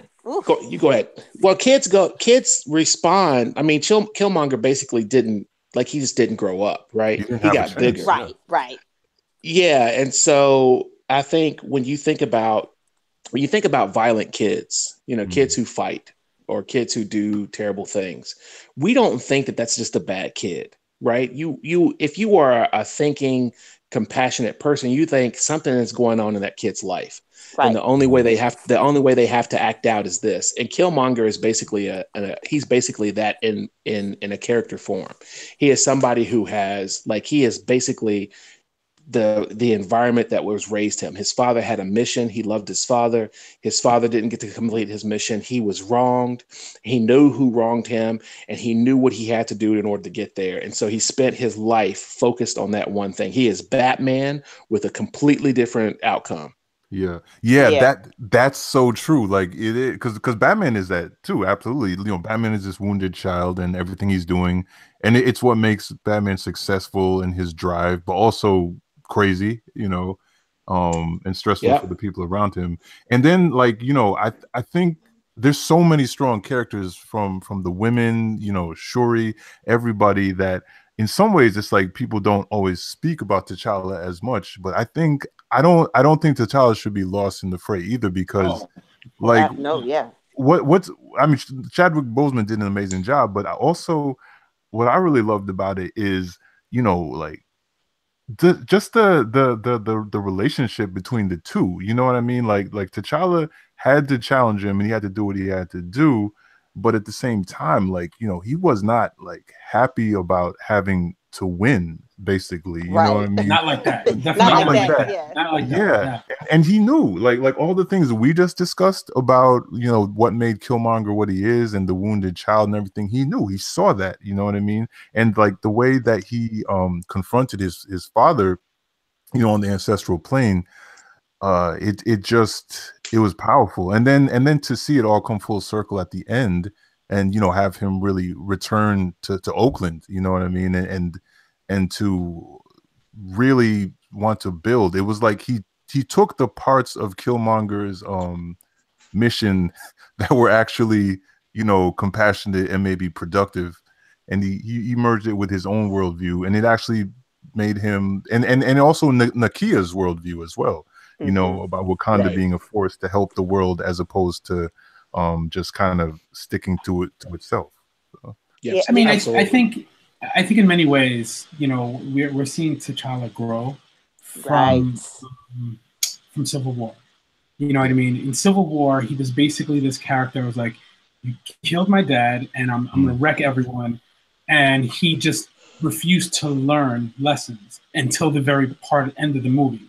And Right. then figuring this movie happened about a week afterwards. He's still sort of dealing with that and understanding his part in this world, and still sort of learning that, you know, here I thought, you know, this one guy who I've been searching for never really did anything. He didn't kill my father. You know what I mean? Now I have to learn that, one, maybe not all white people are bad, which is, I think, part of it is why he ended up saving Ross. But also learning that, you know what, I also need to learn my place on this planet as a black man. Right.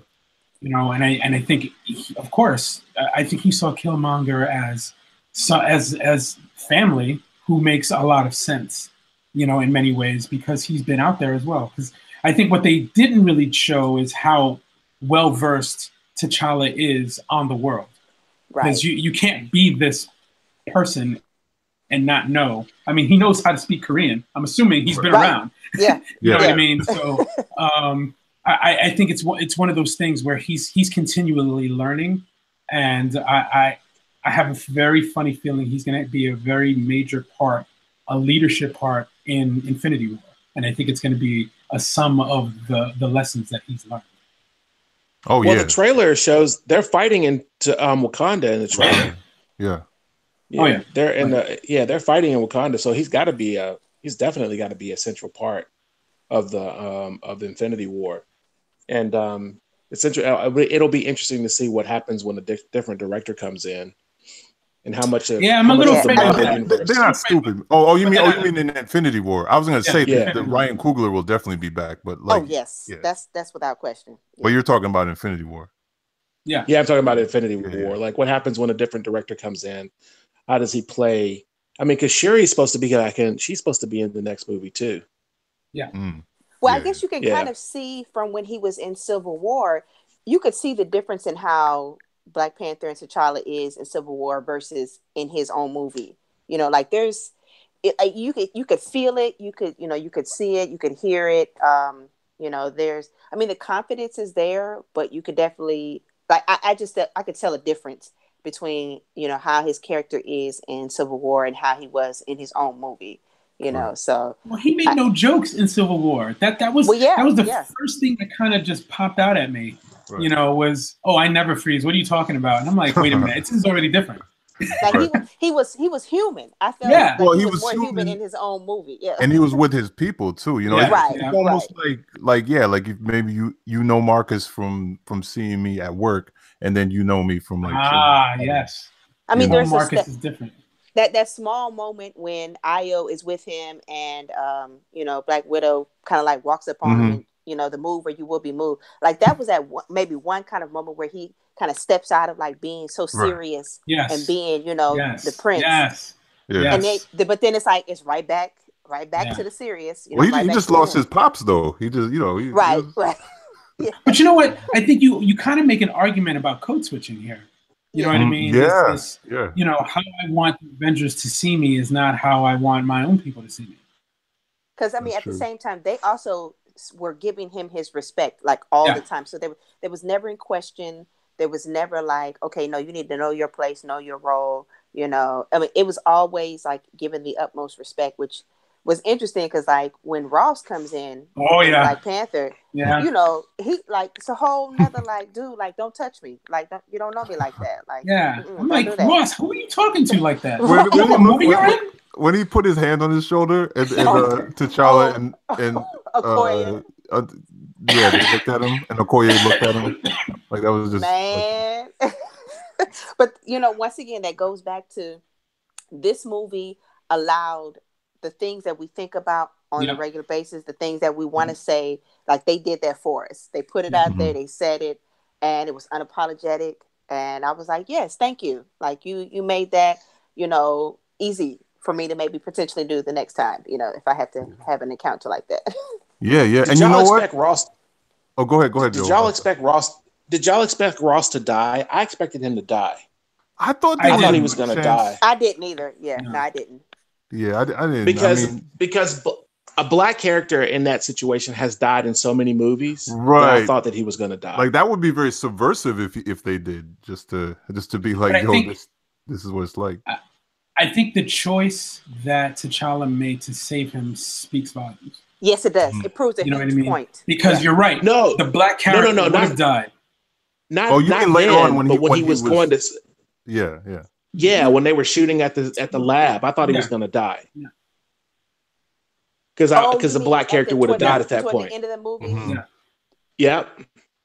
That's a good point. I was on the edge of my seat. I don't know if I thought either way if he was going to die or survive, but I knew it didn't look good. Definitely. Yeah. I was thinking he's gonna. I literally when the movie theater was thinking he's gonna die, and people are gonna be so mad. Like I was literally thinking that to myself, they're gonna kill him, and people are gonna be so mad. But it's exactly what happened to every Black character in the movie in that situation. You got the important Black character, and he's like noble, and the magical Negro. He goes off and he saves the people so that they can do something. You know what I mean? That happens so often in movies. Or he's a character or he's a character that can't die and dies anyway. Right. Yeah. But to be honest, I don't think too many people would have been. At least some of the people I know Like they wouldn't have been mad if he died. Like if anything, they would have No, been I'm like, not. Well, it would have been a heroic. I wasn't talking about I wasn't talking about those people. I wasn't talking about those people. I was talking about I know who you're I'm talking about I know the who you're Fox. talking about. Yeah. Yeah. Oh, they're I gonna would be have been mad the anyway. Fox News with it. Yeah, the Fox News watchers are gonna be mad anyway. yeah. I mean, But they you know, stay mad. but seriously though, I mean, to that point, like I was in the theater, and when there was a few points, like the colonizer line, the second time I saw it, like there was like a bunch of white people in the theater that cracked up at that. And I was like, oh, progress. You know what I'm saying? I was like, all right. Well, you figure the white people who are seeing this movie have some sort of clue. Right. They have. I'm thinking they are. Yeah. Yeah. Mm-hmm. Because the white people there are white people who are not going to watch this movie because it's just they know it's not for them. They just know. But that's so wrong though, because it's for everybody. Like it really is. You know what I Yes, mean? It's not. I would agree. Yeah. I would agree. Well, you look at those numbers. I mean, I know we like bought the hell out of those tickets, but it's just not us. Yeah, you don't head to a yeah. billion strictly off of like 14% of this of the population. Exactly. So and you haven't even it's just like it basically China yet. Right.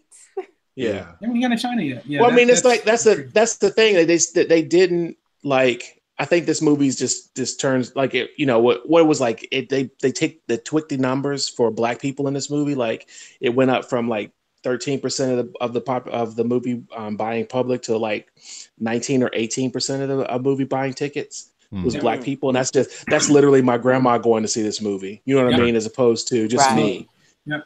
And so like they're gonna like Hollywood is gonna be clamoring for trying to figure out the next like how we do that. Hopefully, it's my hope as I am trying to sell my Bass Reeves as a movie that Bass Reeves is going to be the next Black Panther. That's just my hope. Y'all pray. Shoot your shot. Shoot it. Yeah, like for real. Now is definitely the time. Yeah. And then go ahead. I will also point out, I don't think that Marvel's stupid. I think that Marvel kind of had that idea and had that, not that idea, but they kind of had an idea that this was probably going to be it. And they're riding this wave into Infinity War. They're not dumb at all. Yeah. You know what I mean?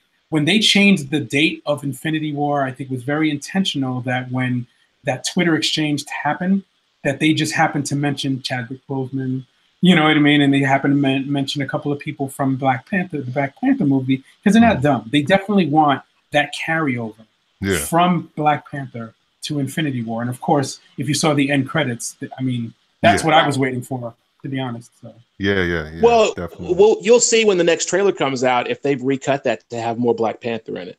Oh, I wouldn't be surprised. I wouldn't be surprised either. Yeah. But they, once again, to your point about Marvel being smart, they were also smart because Deadpool was also supposed to come out this month as well, and they moved it to April. And I remember when they had talked about it was coming out in February, I was like, why are you doing that? Why are you going to lose money? Because Black Panther is going to like demolish that. As much as Deadpool is popular and great, like it's going to kill it.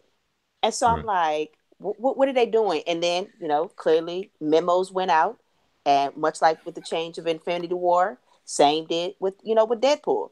And for me, as someone who like enjoyed Deadpool, I was like happy because I was like, man, like I want Deadpool to do good too. Yeah. Do you think that's because do you think that's because Marvel and DC just bought, they're buying them and now they're trying not to lose money on those things? I mean, it could definitely be that part of that. Yeah. Yeah. I think also I think with this whole thing between Fox and Disney, they're trying to play nice. But I also think a part of this move for Infinity War was because of the Han Solo movie. Right. Han Solo was going to get destroyed by Infinity War. I mean, it's still going to, but at least it won't be that close to each other. And I think someone finally realized this movie's going to get destroyed if we don't move it. We got to space this stuff out. Yeah, you have to space this stuff out. I mean, it's that strategy, and it's like if you, like monopolize the whole year. Don't just like don't take just a couple months. Just take the whole year.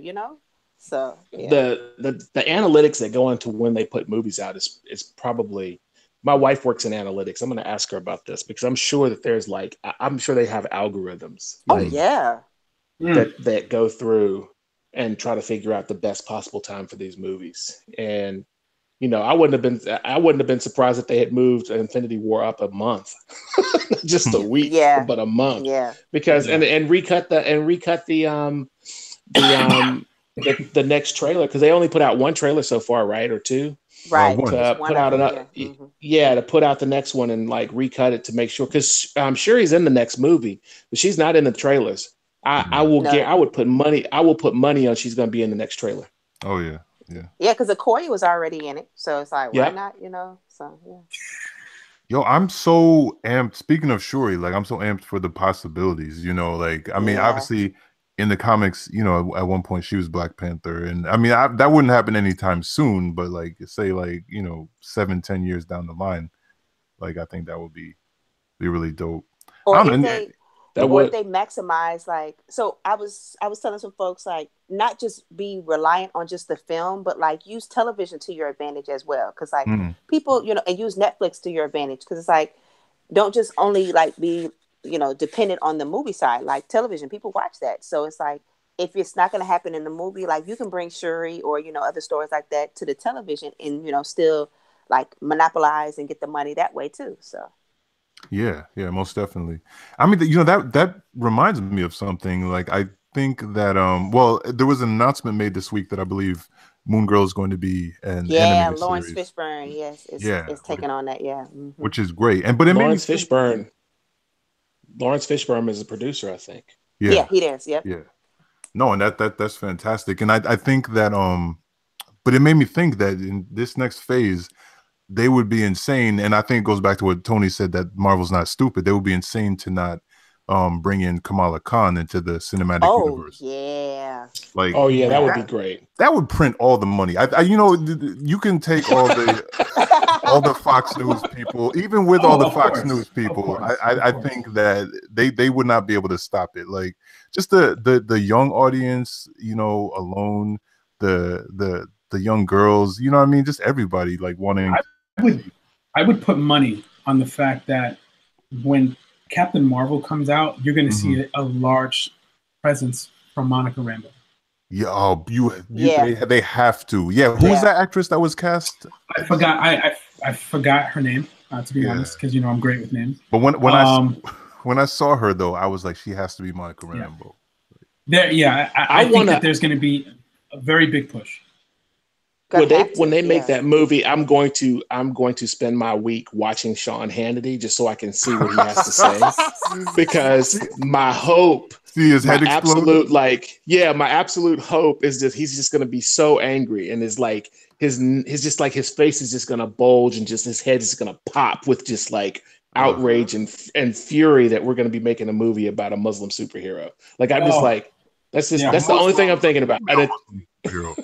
You know what's terrible? I'm just though? like, what's that? So, for many of y'all, you may not know this. Some of you do. I work at Barnard College, and they are bringing the creator of Kamala Khan to campus, and I am not going to be there. I'm going to be in Anaheim. Actually, I'm trying to go to WonderCon, but I'm just like, the one day that I would to an event that I would love to go to, and I would probably work.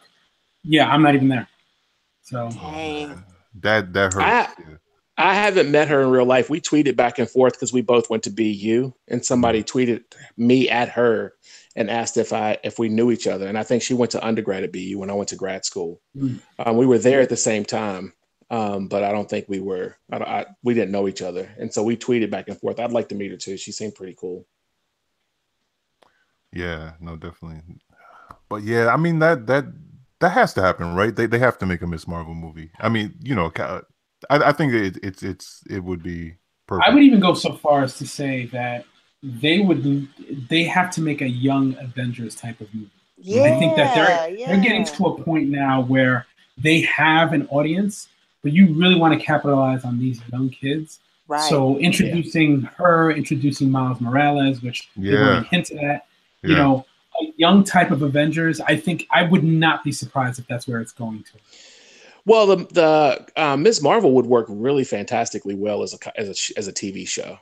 Yes, like I think as a TV show, it probably even would be better because you get to like build out this like, you know, like Muslim Americans, you know, in America and what it would be like, and Yeah, like, you know, you can get that whole like other, like you could do a lot in a movie. Don't get me wrong, but I think in a television show, yeah, you could develop all of the issues that she has to go through. Like in a movie, you only going to get that for 2 or 3 minutes, right? But in like a TV show, you know, having, you know, people like living in this environment when it's hostile to Muslims and what's that like, and then being a superhero and also like an American girl at the same time, and like really being in, you know, that's the dichotomy that I think they could really split a lot of time in, and it would just be amazing to watch that play out, as long as they get the casting right. And you know, but that as a TV show, I think that could be dope. Something like Black Lightning. Interesting. Yeah. Right. And I don't think I haven't watched any Black Lightning. Oh, you should check it out. I recommend it. Yes, definitely. And I think DC should capitalize. So I'm not sure what things are going on with Milestone, but like this would be a really great time for like a Static Shock reboot. You know, because they had mentioned that like Static Shock. Yeah, they had mentioned that a few years ago, but it's never materialized. And like, yeah, we need a real deal Static, which would be crazy because you know, like I'll be at a convention and you know, tabling and selling artwork, and it doesn't matter, you know, black, white, everybody. Like a lot of young people come up to the table and be like, "Oh, that's Static Shock," and like these are people who grew up on that cartoon. I feel like there is a built-in wide audience that would be down for a well-done Static Shock movie. Yeah, like my students in my class, we were talking about comics, and you know, I brought up Static Shock, and everybody's like, "Oh my God, yes, I used to watch that." And these are, you know, freshmen, sophomores, so you're talking about like 19, 20, you know, 18, 19, 20-year-olds who like that's what they were watching as kids, and so who are still like, man, if they brought Static Shock back, like that would be the best. So it's like, you know, there's still that memory that people are still holding on to that I think like people should hope, you know, capitalize on that, you know, in this time. So yeah. Well, selfishly, I want a Hardware movie, TV show. That would be nice too. Ooh. I still go back and read that comic probably once every couple of years or so. Like I just go through and read it. The paperbacks. Yep, I go back to it too. Yeah, I go back through my box. I go through my long boxes. I find my original ones that I bought back in the 90s, and I read them. Hardware is such a great story. It is so fantastic, and like just everything about that. Do you remember that? Like, I don't remember. It was like issue 4 or 5, and they brought in the female version of Hardware Technique. Yeah. Yes. And they use the tagline at the end of that comic. Don't sweat the technique. Yes. Oh my God. Yeah. I gotta go read this tonight. Yeah. I was so excited about that. I remember I was telling my friends, and some of my friends didn't read comics. They were like, I don't really care. I'm like, this is so like, look at this. Oh, come on. Like I was so mad. Yes. Yeah, I was just like, this is like, do you not see what's happening here? Like that's, and then there was a whole series. There was one comic where he had to fight through a bunch of different supervillains, and it was like every name of every supervillain that was in there was just dope. One of them was called Guillotine, and he just fought through like a whole bunch of people, and it was like 15 different names of supervillains, and like they never popped up again, but the names were so great. I just remember Guillotine, but there was like a whole list of them. It was just fantastic. That was when somebody else who drew it after. Who was the second person to draw Hardware? Cowan was first. I can't remember who the second one was. Because Cowan drew it first, and then somebody drew it right after him, and that was good too. But I don't know why nobody ever talks about. We're talking about Milestone now, but why anybody ever talks about Zombie? Because I thought Zombie was really great too. We have spoken about it on the show. We definitely have, but yeah, like Zombie was really dope too. Yeah, I mean, like a guy who had nanites in his body and could never die and just kept getting regenerated. I thought that was just that's like a TV show too. Like that could be a really good story. Yeah, like a guy who just keeps dying over and over and coming back because of these nanotechnology. I thought that was great. And it was the Asian doctor. Yeah. Which I thought was really great. Yeah. Yeah, what are you doing, Warner Brothers? Come on. Get on it. So many stories out there. You people need to get on it. Well, you know what? There's one called Bass Reeves. Exactly. Let's sell Bass Reeves. Yeah. Gotta sell Bass Reeves. Yeah, absolutely. Nah, it's just, I mean, maybe in this Black post Black Panther era. Maybe that's the time. An icon movie. I would love that. Yeah, Icon Rocket. Yeah. Yeah, as a I heard recently they said I heard on Sway in the Morning this morning that they were going to remake Superfly. That they were talking about remaking Superfly. I'm good on that one. That's what I'm saying. Like, this is not. Yeah. You just no. Like, don't remake Superfly and make a zombie movie. There you go. Yes. Yeah. How about we don't and let's do this instead. Yeah, or a Bass Reeves movie. Bass Reeves. Definitely Bass. Yo, the money is I'm on. trying my best. Yeah. No, we'll help. I'm trying to get there. I'm trying to get there. But Marcus, I think you brought up a good point about the post Black Panther era. I think that there's going to be a lot of changes that's going to happen, and I can only imagine the movies that came out before that got like no burn. Right. Almost reimagining them now. Now that you know that you have this audience that we've been screaming is untapped, and now you see is untapped. The quality of movies, like I don't know why Red Tails pops in my head, but I remember George Lucas trying to sell this movie. You know what I mean? About the Tuskegee Airmen, and nobody was trying to feel him. No one, and just imagine him, and he's not going to, but just imagine him trying to do this in this era. I think it's completely different. Things have just changed. You cannot make the excuse. Did they market Red Tails to the Black community at all? They didn't even market it at all. It was very little. Yeah. I mean, I think that's the thing, right? Because there are parallels to this, like, Sweetback's Badass Song, which, was made by borrowing money from pimps and putting money on a credit card. And then it makes like, $200,000, like what was like $500,000 back in 1968. And then Hollywood sees that and they're just like, all right, Black people watch movies. And then we get a string of movies. We get Cornbread Earl and Me, you get Coffee, you get you get all of these blaxploitation movies. And toward the end, they start getting really, really bad. But they do that. So there's a definitely a correlate, a parallel to this. That Black Panther could start this new wave of basically blaxploitation movies, which I'm all for, as long as they're making good movies. So I'm all for them. Like, make movies that are not like dying in the hood, movies, because they did that too, right? They did Boys in the Hood, and they did like a whole bunch of dying in the hood movies. So and then they started with slave movies, and they did a whole bunch of them. Yeah, they started with slave movies, and then they did a whole bunch of slave movies. So like, I'm hoping that this is a time when we'll see this and see like there's a right way to do this. But Hollywood's just going to try to get their money. Like, they're going to see what they can do to get the money. But I'm hoping in the process that while they're trying to get their money, we can get some good movies out of this about some characters including Bass Reeves. Including that, especially Bass Reeves, yes. Or Bessie Stringfield. I'm not picky. We could talk about Bessie Stringfield too. That could be a movie. TV show. They could be we could do that. Strange Fruit anthology. We could look. The only one that I have an agreement with right now is Tales of the Talented 10. So that's the one I'm pushing. Like, I've talked to a producer. We're in the process of building some pitch documents to send them out there and have some meetings in LA. So like, that's why I keep talking about Tales of the Talented 10th. But yeah, Strange Fruit will be coming soon. Like, that'll be the next thing we try to put out there as like an anthology. I'd like to see that as a cartoon though. I'd like to see Strange Fruit as like an anthology cartoon. I can see that. That would be like a good Netflix series. Yeah. That would be a great animated Netflix series.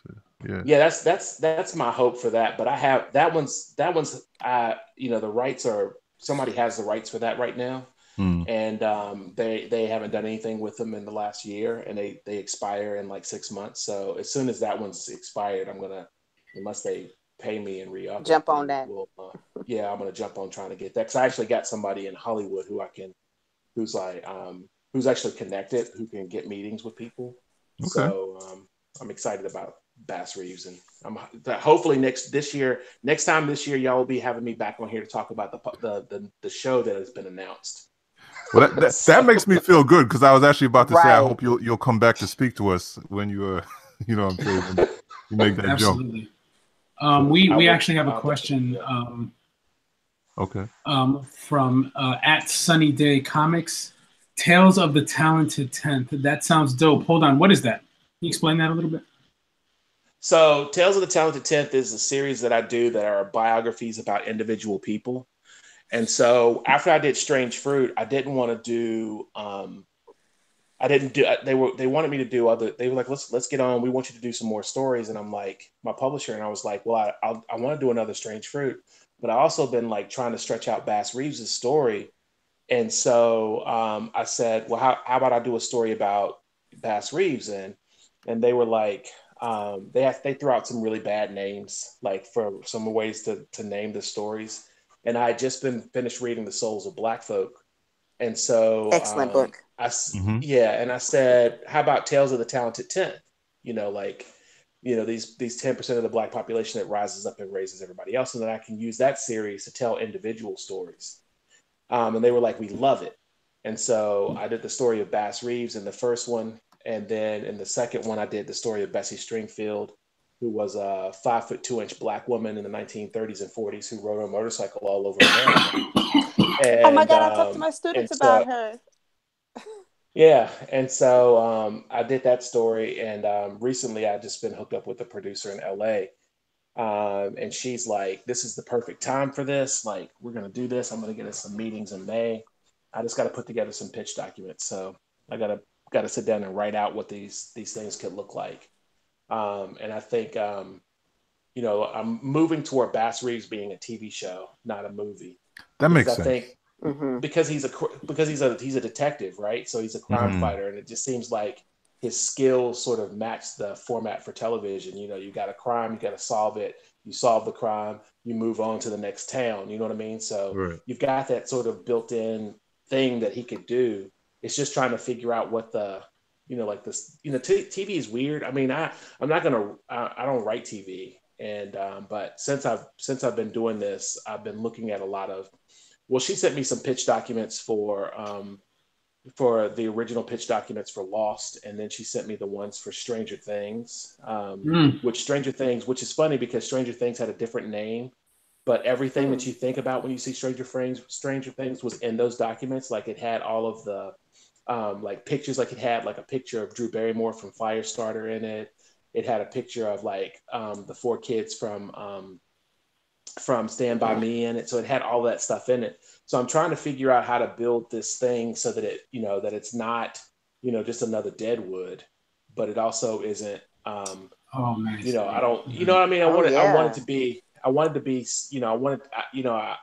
ways that we're thinking about approaching this is to talk about it in terms of like a very super historically accurate Western, because most people don't realize that Westerns were, most people in the West were people of color. They were Native American. They were Native American. They were Black, and they were white. And most of the towns were run by all women. So most towns in the Old West were run by women because men were out doing stuff. So like the people that ran the bar and the tavern and the country store, they were all women. Like, all women ran these stores. And so I was just thinking about what it would look like to sort of have this Black marshal, like, roaming these towns that were super historically accurate. Versions of what the Old West would look like, and sort of changing the dynamic of what Westerns look like in a lot of ways. So we'll see what happens, but that's what I'm trying to do now.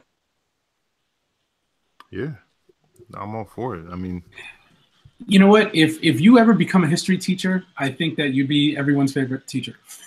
I think you have so much knowledge. That you are amazing. Though, right? What aren't you? Are you? I teach. Yeah, I'm a professor, so I teach.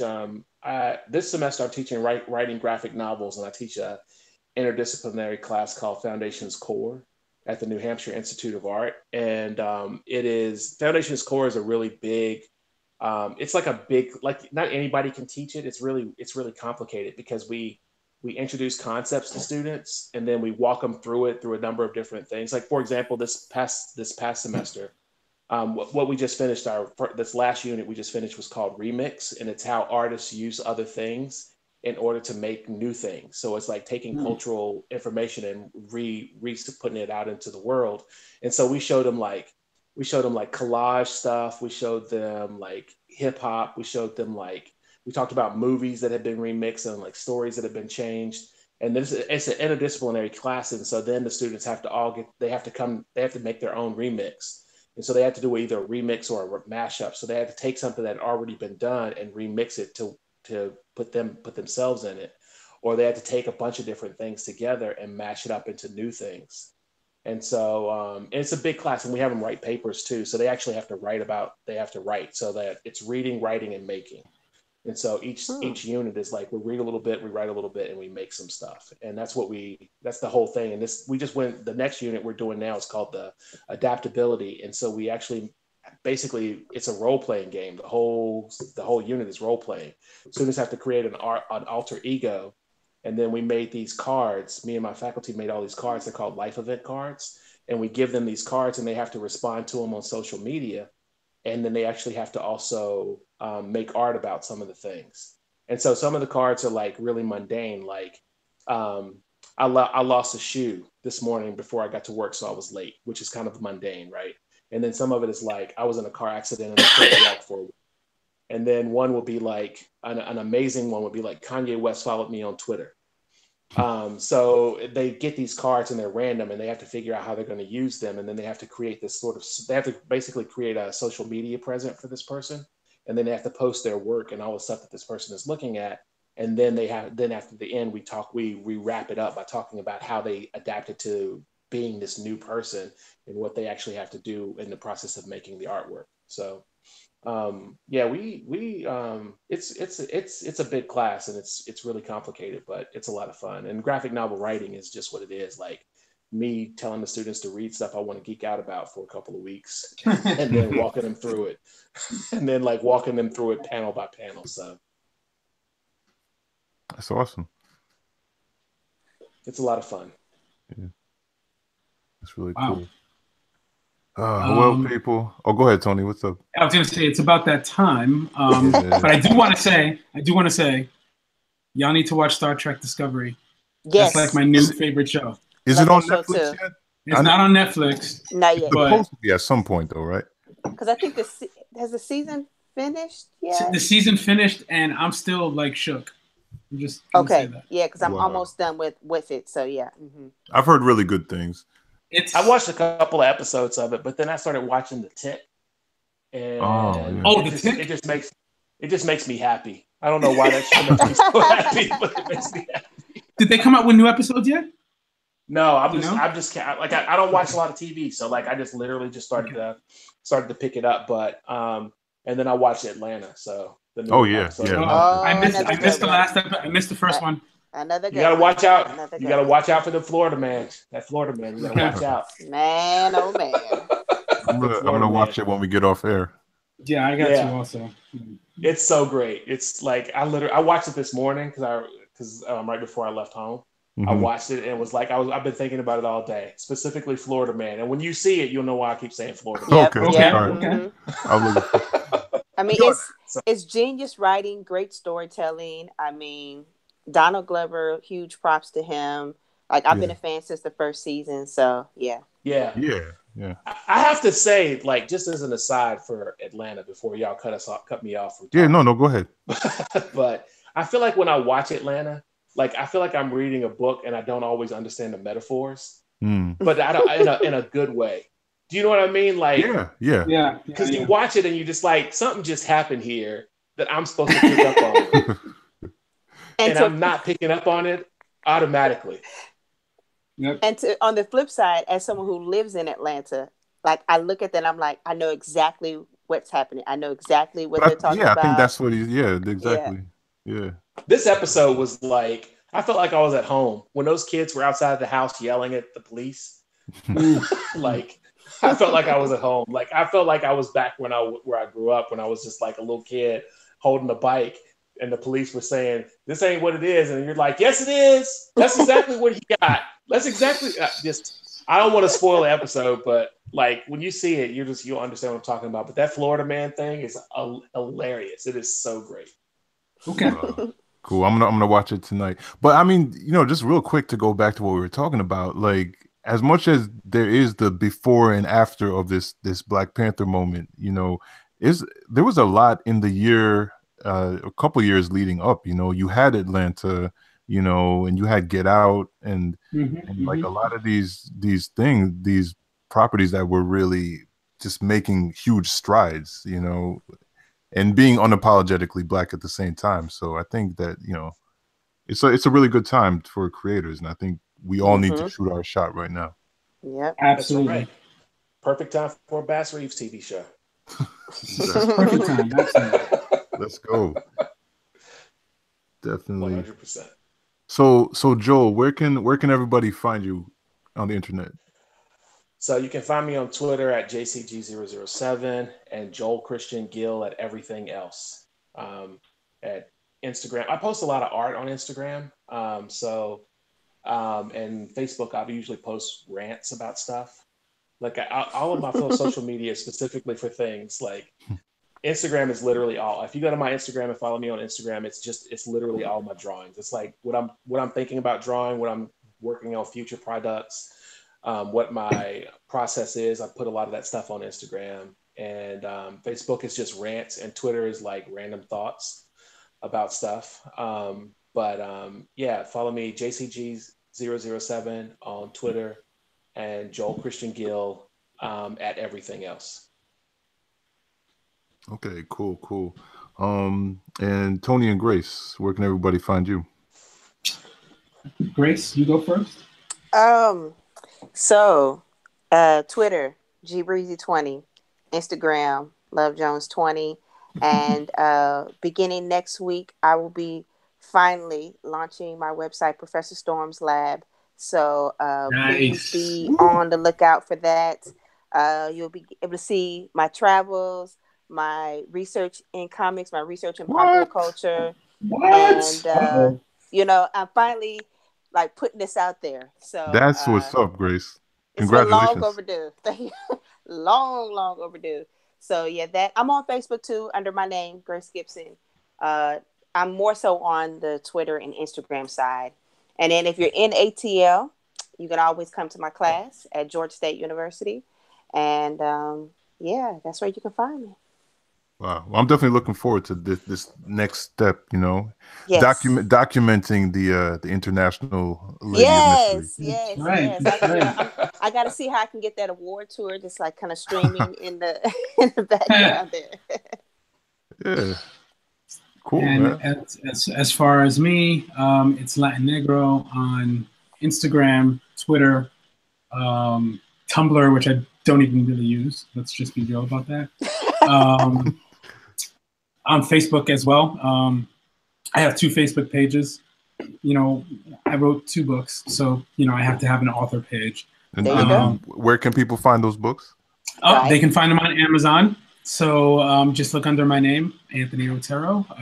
First book is Hanging Upside Down, and the second book is the Book of Isabel. More importantly, Puerto Rico Strong Anthology comes out at the end of March. Yes. I am featured as one of the writers in that, so I'm very excited. It's all I can really do, not to like just be excited all the time. But I can't wait for that to come out. So yeah, so I'm excited. So yeah, so you can find me on those. Cool. And people can pre-order Puerto Rico Strong. Yes, right they now, can. Right? Yes, they can.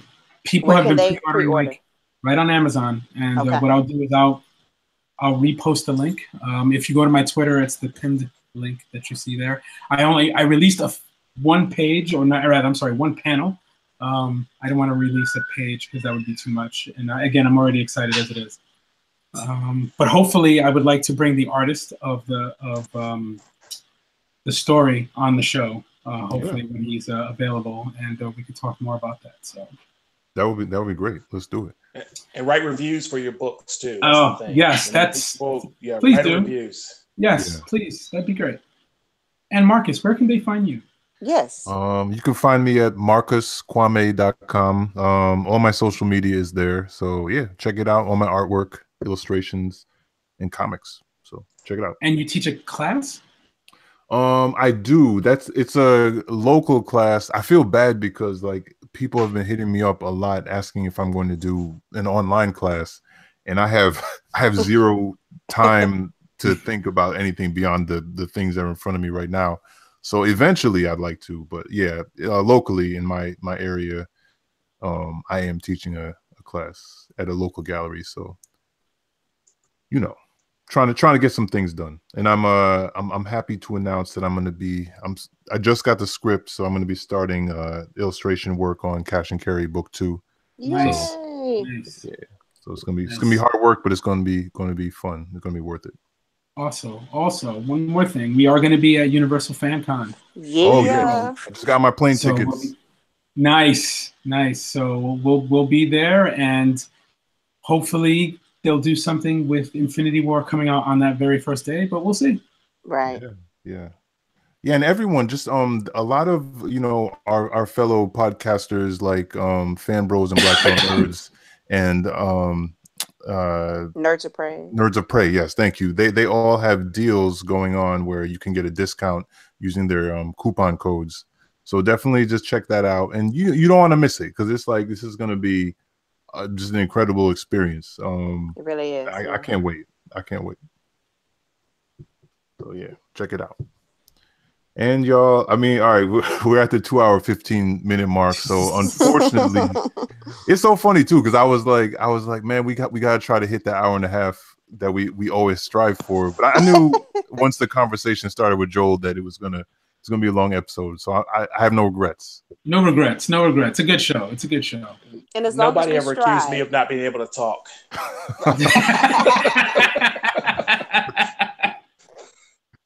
Yeah. All right, y'all. I guess we're gonna have to finally hit the button, but it's been real, and you heard it here. We have a verbal contract. Joel's gonna come back even after he's got his television show. That's right. Right.